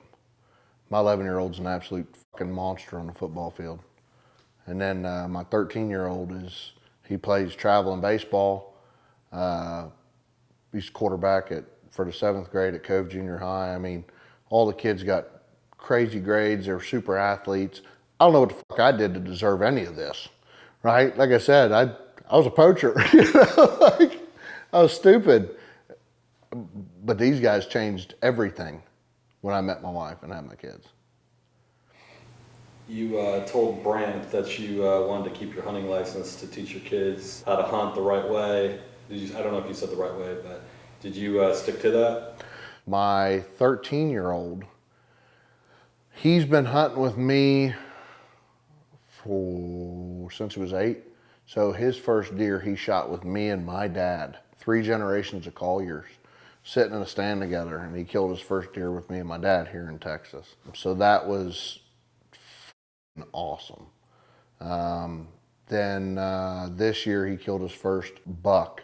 So kind of like me, right? My first buck was an 11-pointer, 161 inches.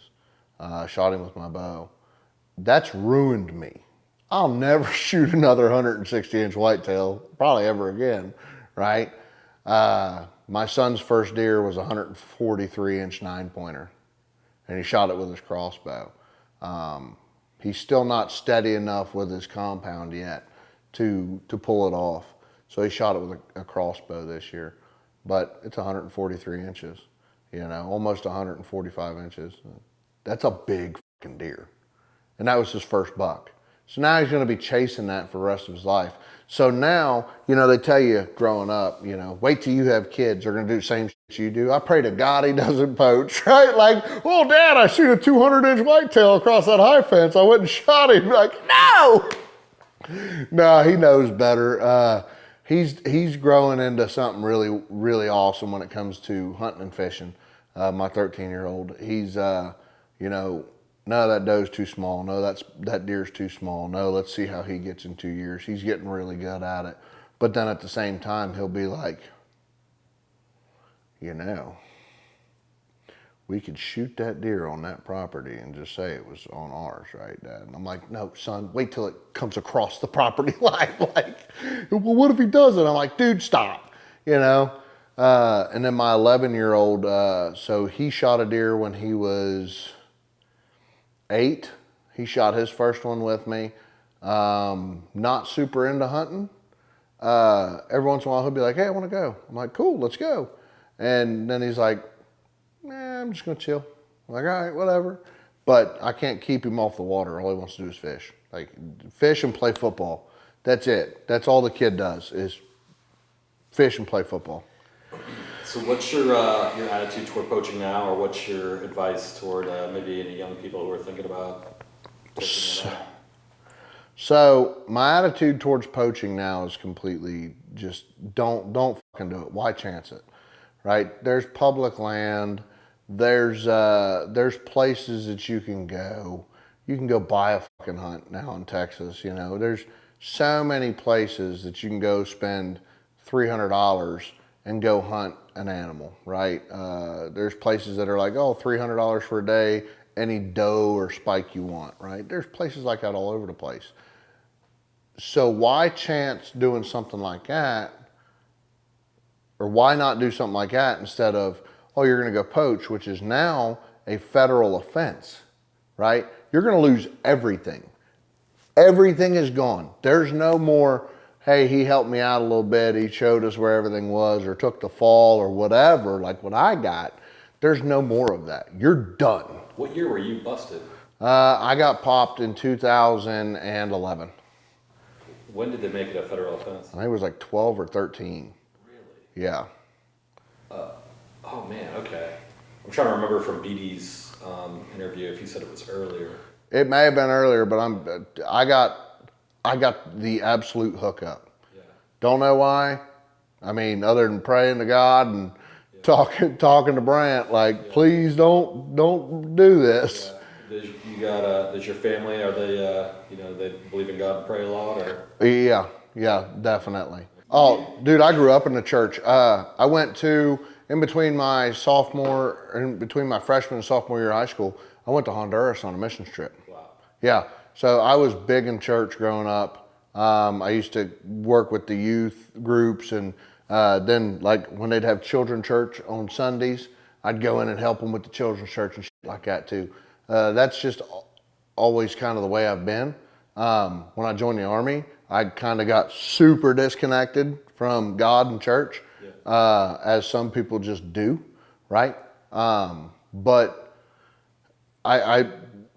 we don't go to church a whole lot, but my kids know just about everything there is to know about God and the Bible. I mean, they've got favorite verses.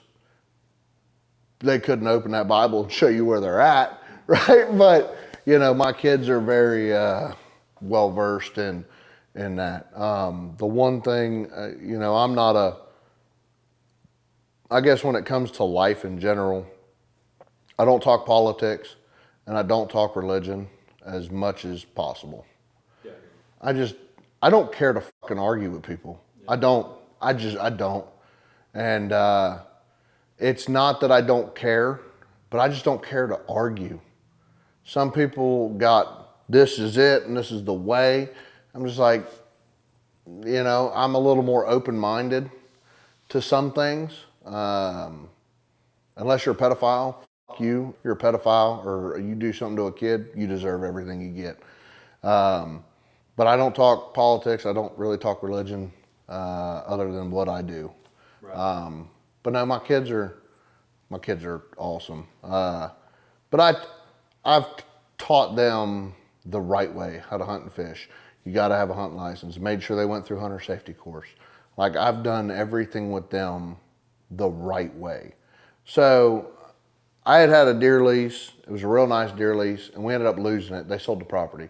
Now, Mike and Patty were in their late 60s, early 70s, right? And they sold for like $3 or $4 million. I can't blame them. Go live the rest of your life, right? They sold the place, we lost property. There's an organization called Over the Edge Outdoors. I went and applied for a hunt there with them. I ended up getting drawn. So we go down to Rock Springs, Texas, and we're down there hunting. And it turned out to be an MLD hunt, which, if some people don't know what MLD is, the state will come in, kind of assess your property and say, all right, you need to kill this many does, because you have to have a healthy buck to doe ratio to have a good healthy herd of animals, right? So it was an MLD property. So I shot 17 deer that weekend, all legal. Every one of them was tagged. Let me say that now, okay? But it was me and another gentleman that got drawn. He was a Marine, which I still talk to the guy every once in a while to this day. It's kind of like being in the military or being deployed together. We went on a hunt together, the bonding, the everything. It was really super cool. We still talk to this day. But I was like, yeah, hey, he didn't shoot but maybe one or two. I was like, dude, take a couple of these. So he ended up taking a couple of them deer and dropping them off at the processors. Well, he was dropping off deer that had my name on the tags. So of course, processor's like, hey, red flag. Because I didn't fill out the paperwork saying, I, Joe Colyer, give, Kindlin this deer, right? I didn't do that. Oh well, whatever. My bad. I wasn't trying to do anything illegal. We were not doing anything illegal at all, other than I didn't fill out that paperwork. I'm sitting in my house. I just left a deer hunt on Fort Hood, back when Fort Hood had the guide program. I was hunting Fort Hood. I shot a coyote that morning, busted its ass, threw it in the bed of the truck. We left the hunt. I get to the house. I'm taking my little midday siesta before I go back out on my afternoon hunt. And my wife comes in, Joe? So yeah, she goes, there's a game warden here? I was like, the fuck is a game warden doing at my door? So She goes, yeah, his name's Brandt Bernstein. I said, mother. So I get up and I walk to the door and he goes, Joe. I'm like, God bless. And he's like, hey, so you were hunting down in Rock Springs? I was like, yeah. He goes, why do I have a guy turning in deer with your name on it? And I was like, first off, what the f-? Second off, like, why is it you? He was like, as soon as your name came across the net, I said, I got this. I was like, fuck me, man. So, yeah, no, it was, luckily I took pictures of everything. You know, I take pictures of the whole hunt. I ended up shooting a big axis deer on that place. The guy told us, he was like, hey, there's exotics on this place in Rock Springs. There's a lot of exotics. He was like, if you see one and you shoot it, he says, the one stipulation is if you shoot an exotic, you got to promise me you're going to mount it. I was like, yeah, yeah. Well, big 36-inch axis walks out and I smoked him. So I had pictures of everything and I was like, Brandt, it was not malicious. It was not, we're not trying to do anything illegal. He was like, no, I know. It's a common mistake. It is what it is. I just wanted to make sure that, you know, this was the case, not anything else. I was like, yeah. He was like, so how are you? You know, like, I was great until you showed up, kid. So, talked with him for a few minutes and went back in and laid down. Hunted that afternoon, didn't see shit. But yeah, so that was kind of cool. But that axis I shot on that hunt, I took it to Locke's taxidermy up in Rogers. And when I went to go pick it up, it was paid for. So Mark Ralston, the guy that owned that property and was putting that hunt on for Over the Edge, found out where I was taking it to, and he paid for me to get that animal mounted. Mark Ralston is the absolute, that dude will die on a hill for any veteran, soldier, anybody. He is a phenomenal human being. So yeah, that was that. Aside from poaching, do you have a deer story or like an epic hunting story that is worth remembering? Oh, a whole bunch. So I think I might have told this one, but I'll tell it again. So the 6.5 Creedmoor is an atrocious fucking round for deer, I think, personally. I hunt with a 308 or I hunt with a 20 gauge shotgun. That's what I hunt with. But at the time when 6.5 started picking up a lot of hype and I was like, oh, I need one, I want one. So I bought one. I sighted it in. Now I shoot a lot of does. I'll shoot a doe over a buck any day, just because it's meat in the freezer. And I don't care to chase big bucks. If one walks out in front of me, I will shoot a buck, of course. But so we were, I sighted the 6.5 in. I shot like 6 or 7, 8 does with it. But I was head shooting them all. So I'm like, oh, this bitch is money. I go and I'm sitting in a stand with a buddy of mine. He invites me out to a piece of property that he's got. I'm sitting in like a lock-on stand and he is leaned up in a tree where the tree lies right next to me. Not in a stand, but that's where we're hunting. Cool, whatever. A couple does walk out. First one walks out, I freehand shoot her. Bow, about 100, 120 yards. I shoot her. Thought it was a good shot, which it was a good shot, but also at the same time wasn't the best shot. So I shoot her. A couple deer come running back this way. He's like, shoot that one. I turn and I shoot this deer in the back of the skull. And I mean just blah, right? Looked like one of them things from Stranger Things, right? Because I try to head shoot all my does. I'm not wasting meat. That first doe, like I said, 120 yards, I'm freehanding. So I just put it right behind her shoulder. So we get down, we get to this deer, and it's, of course, demolished. Throw a tag on it. We go out, we start looking for blood. Can't find fucking blood. Can't find fucking blood. That's a common issue with the 6.5 Creedmoor. That round's moving so fast that it doesn't really create that vacuum or that annihilation that like a 30-06 or a 308 would make. So shoot this deer, we're looking, finally start finding a little spot of blood here, a little spot of blood there, a little spot of blood there. and me and the guy I'm with, we're kind of following it. Next thing you know, we find this deer. She's still alive. She's on the side of a fucking hill that is like this. And I mean a mountainside, right? I'm like, fuck. Jimbo, you got a pistol on you? No. Where's the rifle? Back of the truck. So I'm like, fuck it. I'm gonna grab this rock. And I'm gonna get up here behind her and I'm gonna hit her in the back of the nugget and I'm gonna jump on her and I'm gonna choke her the fuck out. He's like, oh my God. So I grab this rock, right? And I'm about 5 yards from her. I take about a half a step forward and I get right here and she boots straight down the side of this fucking mountain. And I'm like, oh hell. And you hear 1, 2, 3, it goes silent. And I'm like, oh hell. So me and Jimbo are sitting there, we're kind of laughing. One, because I was about to jump on this deer that had clearly plenty of life left in her, right? It was a bad shot. So we start walking down this hill and we realize, so it goes down about 20, 30 yards, and then it was about a 15-foot fucking drop onto a logging road. So me and Jimbo get there. Oh shit, my bad, Jimbo. But we get there and we jump off the side of this hill, right? And there's fucking guts on these tree limbs all the way down this hillside, down this cliff. And I'm like, oh hell. And then I start looking and we start really looking at this. And it's everything. It is every piece of gut inside of that deer's cavity. And I'm like, whoa, hold on a second. So Jimbo's like, well, let's go get a gun. So we leave, we walk back, we get the gun, we come back. I'd left my hat on the ground, right? Leave my hat on the ground. We go get the gun and we start following. So Jimbo starts peeling off this way because we run out of blood. There's nothing left in her to fucking bleed.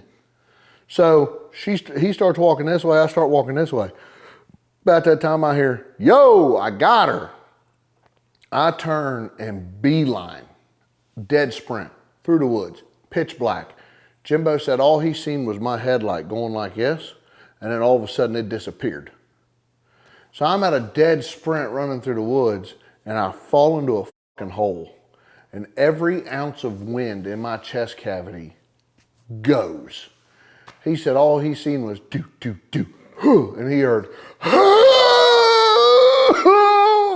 and I was sitting there just, oh God, couldn't fucking breathe because I hit this hole. Gun goes fucking flying, right? So Jimbo is now uncontrollably laughing at me because I can't breathe. I lost my gun. It's pitch black. My headlights broke. He's using a cell phone flashlight. He ends up finding the gun. We get up. We take about 3 steps forward. That doe gets up and then just collapses. And we walked up to her and I was going to put her out of her misery and she was dead. I was like, yo, what the fuck? I was like, she just stood up. So when I finally went to cut her open, the only thing that was in her was her liver, the diaphragm, heart, and lungs. And she had ran about 1.5 miles. Yeah. So the 6.5 Creedmoor is horrible. It is useless. It is a great coyote round. It is a great varmint round.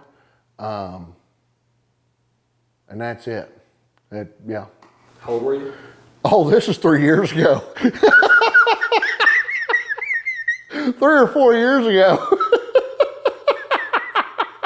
Yeah. So, of course, me, 6 foot 270, running through the woods, I hit that hole, and boy, I'm telling you, I've never in my life had the wind kicked out of me like that. I was like, fuck. Yeah. The first time my dad and my sister ever came to Texas, I was guiding on a high fence ranch up in Hamilton, Texas, and I took my dad and my sister up there, and I had, you know, when I worked there, every animal I sold, I got a little bit of commission on. So I would just put the money to the side. When my dad and my sister came down, I was like, hey, you guys want to go shoot some rams on this fence, or, you know, on this ranch? They're like, yeah, absolutely. So my sister shoots her first ram. My dad shoots a huge 1.5 Corsican, right? And me being me and who I was at the time, I said, hey, check it out. I said, if anybody asks, I shot these rams. They're like, okay. So we get to the Cefco at the corner of 84 and 116 in Gatesville, and I'm putting ice in chest cavities of these 2 rams, and game warden walks up. He's like, oh, hey guys, you know what's going on? Oh, there's 2 nice rams. And my dad goes, yeah, man, I just shot them. My dad had been drinking a little bit, and I looked at him and I said, fuck. And the game warden goes, cool, where's your Texas hunting license? Oh, it's an exotic, I don't need one. I said, shut the fuck up, Dad. Just shut the fuck up. Shut the fuck up. So for the first time that my dad and my sister ever hunted in Texas, they got tickets for poaching.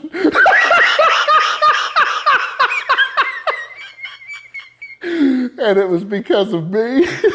Because I told them, no, you don't need a day tag, we're good. I know where we're going. It's my spot. So $350 a piece for a fucking free hunt, yeah. Yeah. Yeah. Yeah. I love you guys. When was this? 2014, right before my second son was born. Wow. Okay. Yeah. And that was the absolute last time I'd ever had a run in or anything, because I was like, but I was just like, we're leaving my place. Like, we're good. I know what we're doing. And they're exotics, you know. I was 2 rams, really goats, right? I was like, we're good. Boy, was I fucking wrong. The one time I stopped to get ice, and a game warden just so happens to be there, and I'm like, son of a bitch, dude. And my dad's like, yeah, I just shot him. I'm like, shut the fuck up, dude. Did you get to keep them? Yeah, we got to keep them, but yeah, they both got tickets, $350 a piece. Yeah. What was their reaction? Oh, they got in the truck, and my dad was like, I thought I told you to say Joe shot him. He was like, but I thought we were good. I was like, no, motherfucker, it's an exotic. You don't need a license. You don't need a tag to shoot him. You still got to have a license. And he was like, what the f*** didn't you say something about a license? I was like, trying to save your money. I said, I knew what we were doing. We were good. He was like, clearly f***ing not. I said, if you just shut up and just did what I told you to do. Yeah, it was bad.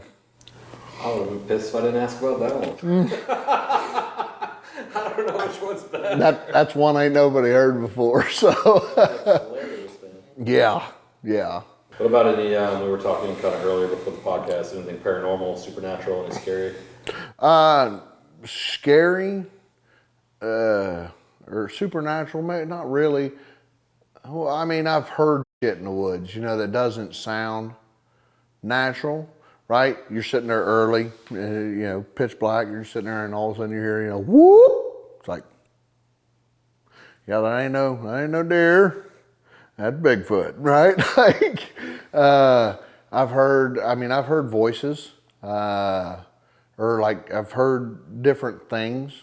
I think the scariest shit that's ever happened to me, I was sitting in a ladder stand in Indiana, and I don't know, 15 feet up in the air, sitting in a ladder stand, and there was a tree in front of me, like right in front of my stand, probably 8 yards, but it had just like oak rot, snapped in half.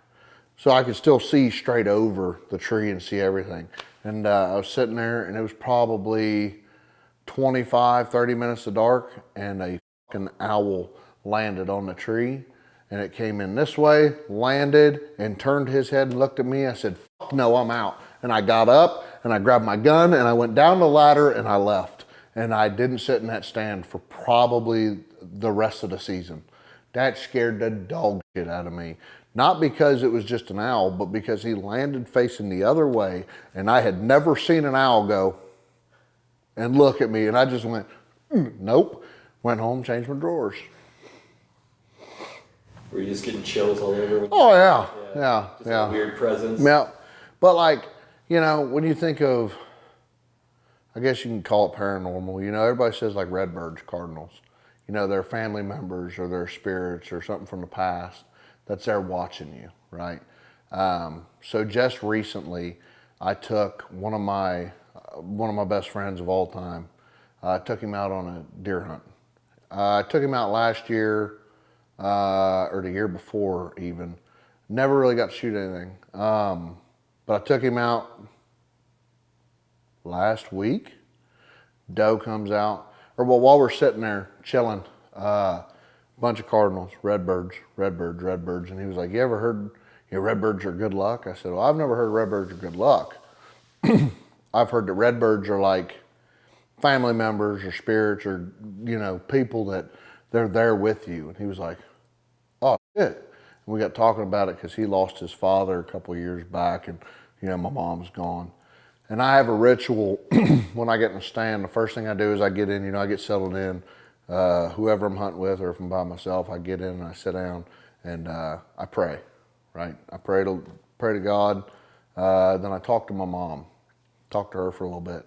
And then I sing the song Sweet Baby James by James Taylor from start to finish. If I can skip a word, mess up a word, miss a word, whatever, something, I hear something, I stop singing, whatever, I start all over until I get through that song start to finish.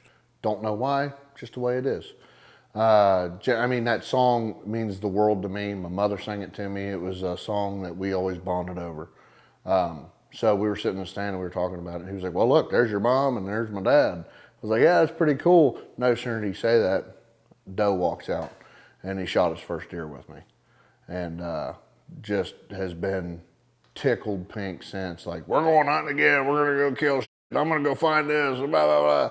And I'm super happy for him. One, that he killed his first deer, but two, now that he's got a little fire under his ass, a little passion to like, hey, I want to learn how to hunt. I want to learn how to do this. So, he wants to kind of get into the outdoors, a lot more. And I get a big kick out of that, taking people out on their first hunt. I take a lot of kids out with my son. Kids from the football team, they'll be like, "Oh, can we go?" "Yeah, cool, you can come sit." When he shot his big buck this year, he had his best friend in the stand with him, and he got to watch the whole thing play out. So that right there, I get a bigger kick out of that than shooting anything. You got a favorite hunting joke you want to tell? Oh, a favorite hunting joke. Yeah. So, my favorite hunting joke of all time is probably two guys, they go out and they're sitting in the woods, right? One guy, he's like, "Hey, you hunt here. I'm going to go down and sit on this other ridge, and I'll come pick you up here in a little bit. It's early morning hunt." Cool. So Buddy goes down the road. We'll call them Boudreaux and Thibodeau, right? So Thibodeau goes down the road there. Boudreaux stays right here. Thibodeau ends up shooting a doe and drags it back. And gets to Boudreaux. Boudreaux's propped up against a tree like this, sleeping, snoring, right? So Boudreaux's like, "Ha, I got you," right? So, Boudreaux had fell asleep. Hold on, I messed this up. That's all right. Oh, man. All right, so Boudreaux and Thibodeau, they go hunting together, right? So Boudreaux goes one way, Thibodeau goes right here, and they're sitting there hunting. Boudreaux goes and he shoots his deer, and he comes dragging it back, and he finds Thibodeau sitting there, pants down. I guess he'd fell asleep, right?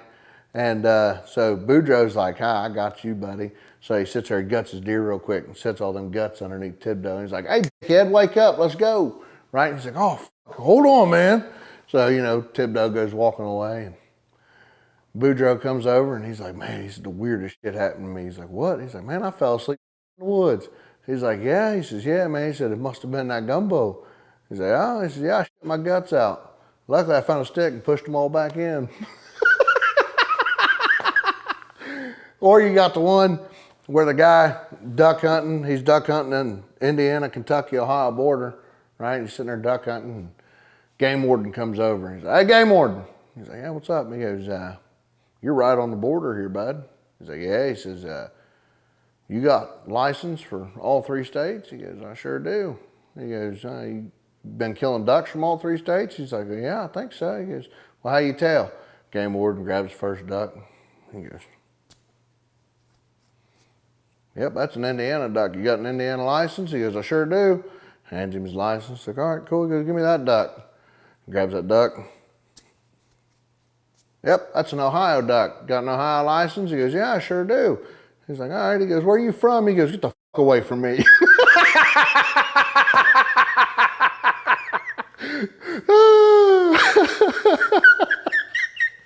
Oh, yeah. Yeah, stupid, but Yeah.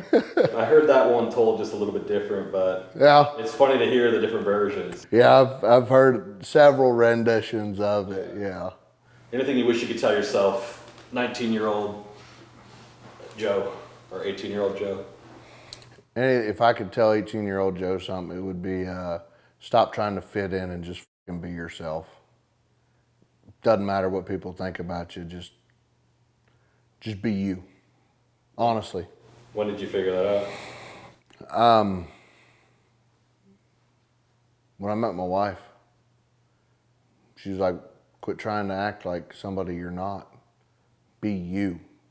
Did you used to act different? Ish. Like, it depends on who, oh, we're going to this house. Well, what kind of people are they? You know what I mean? I try to like do research and figure out, how am I going to fit in with this friend group? Because I wanted to fit in with everybody. I wanted to, kind of like how I am with work, I know a little about a lot. But I tried to go in and act like I knew a lot about a little, and I tried to act like I was somebody I wasn't. And that's what it was. So if I could tell 18-year-old Joe anything, it would be, yeah, stop trying to fit in. Just be your fucking self, and stop stressing over the things that you cannot control. Has life been different since you started taking that approach? Yeah, way different. Can you give me an example? My cholesterols went down and my blood pressures went down.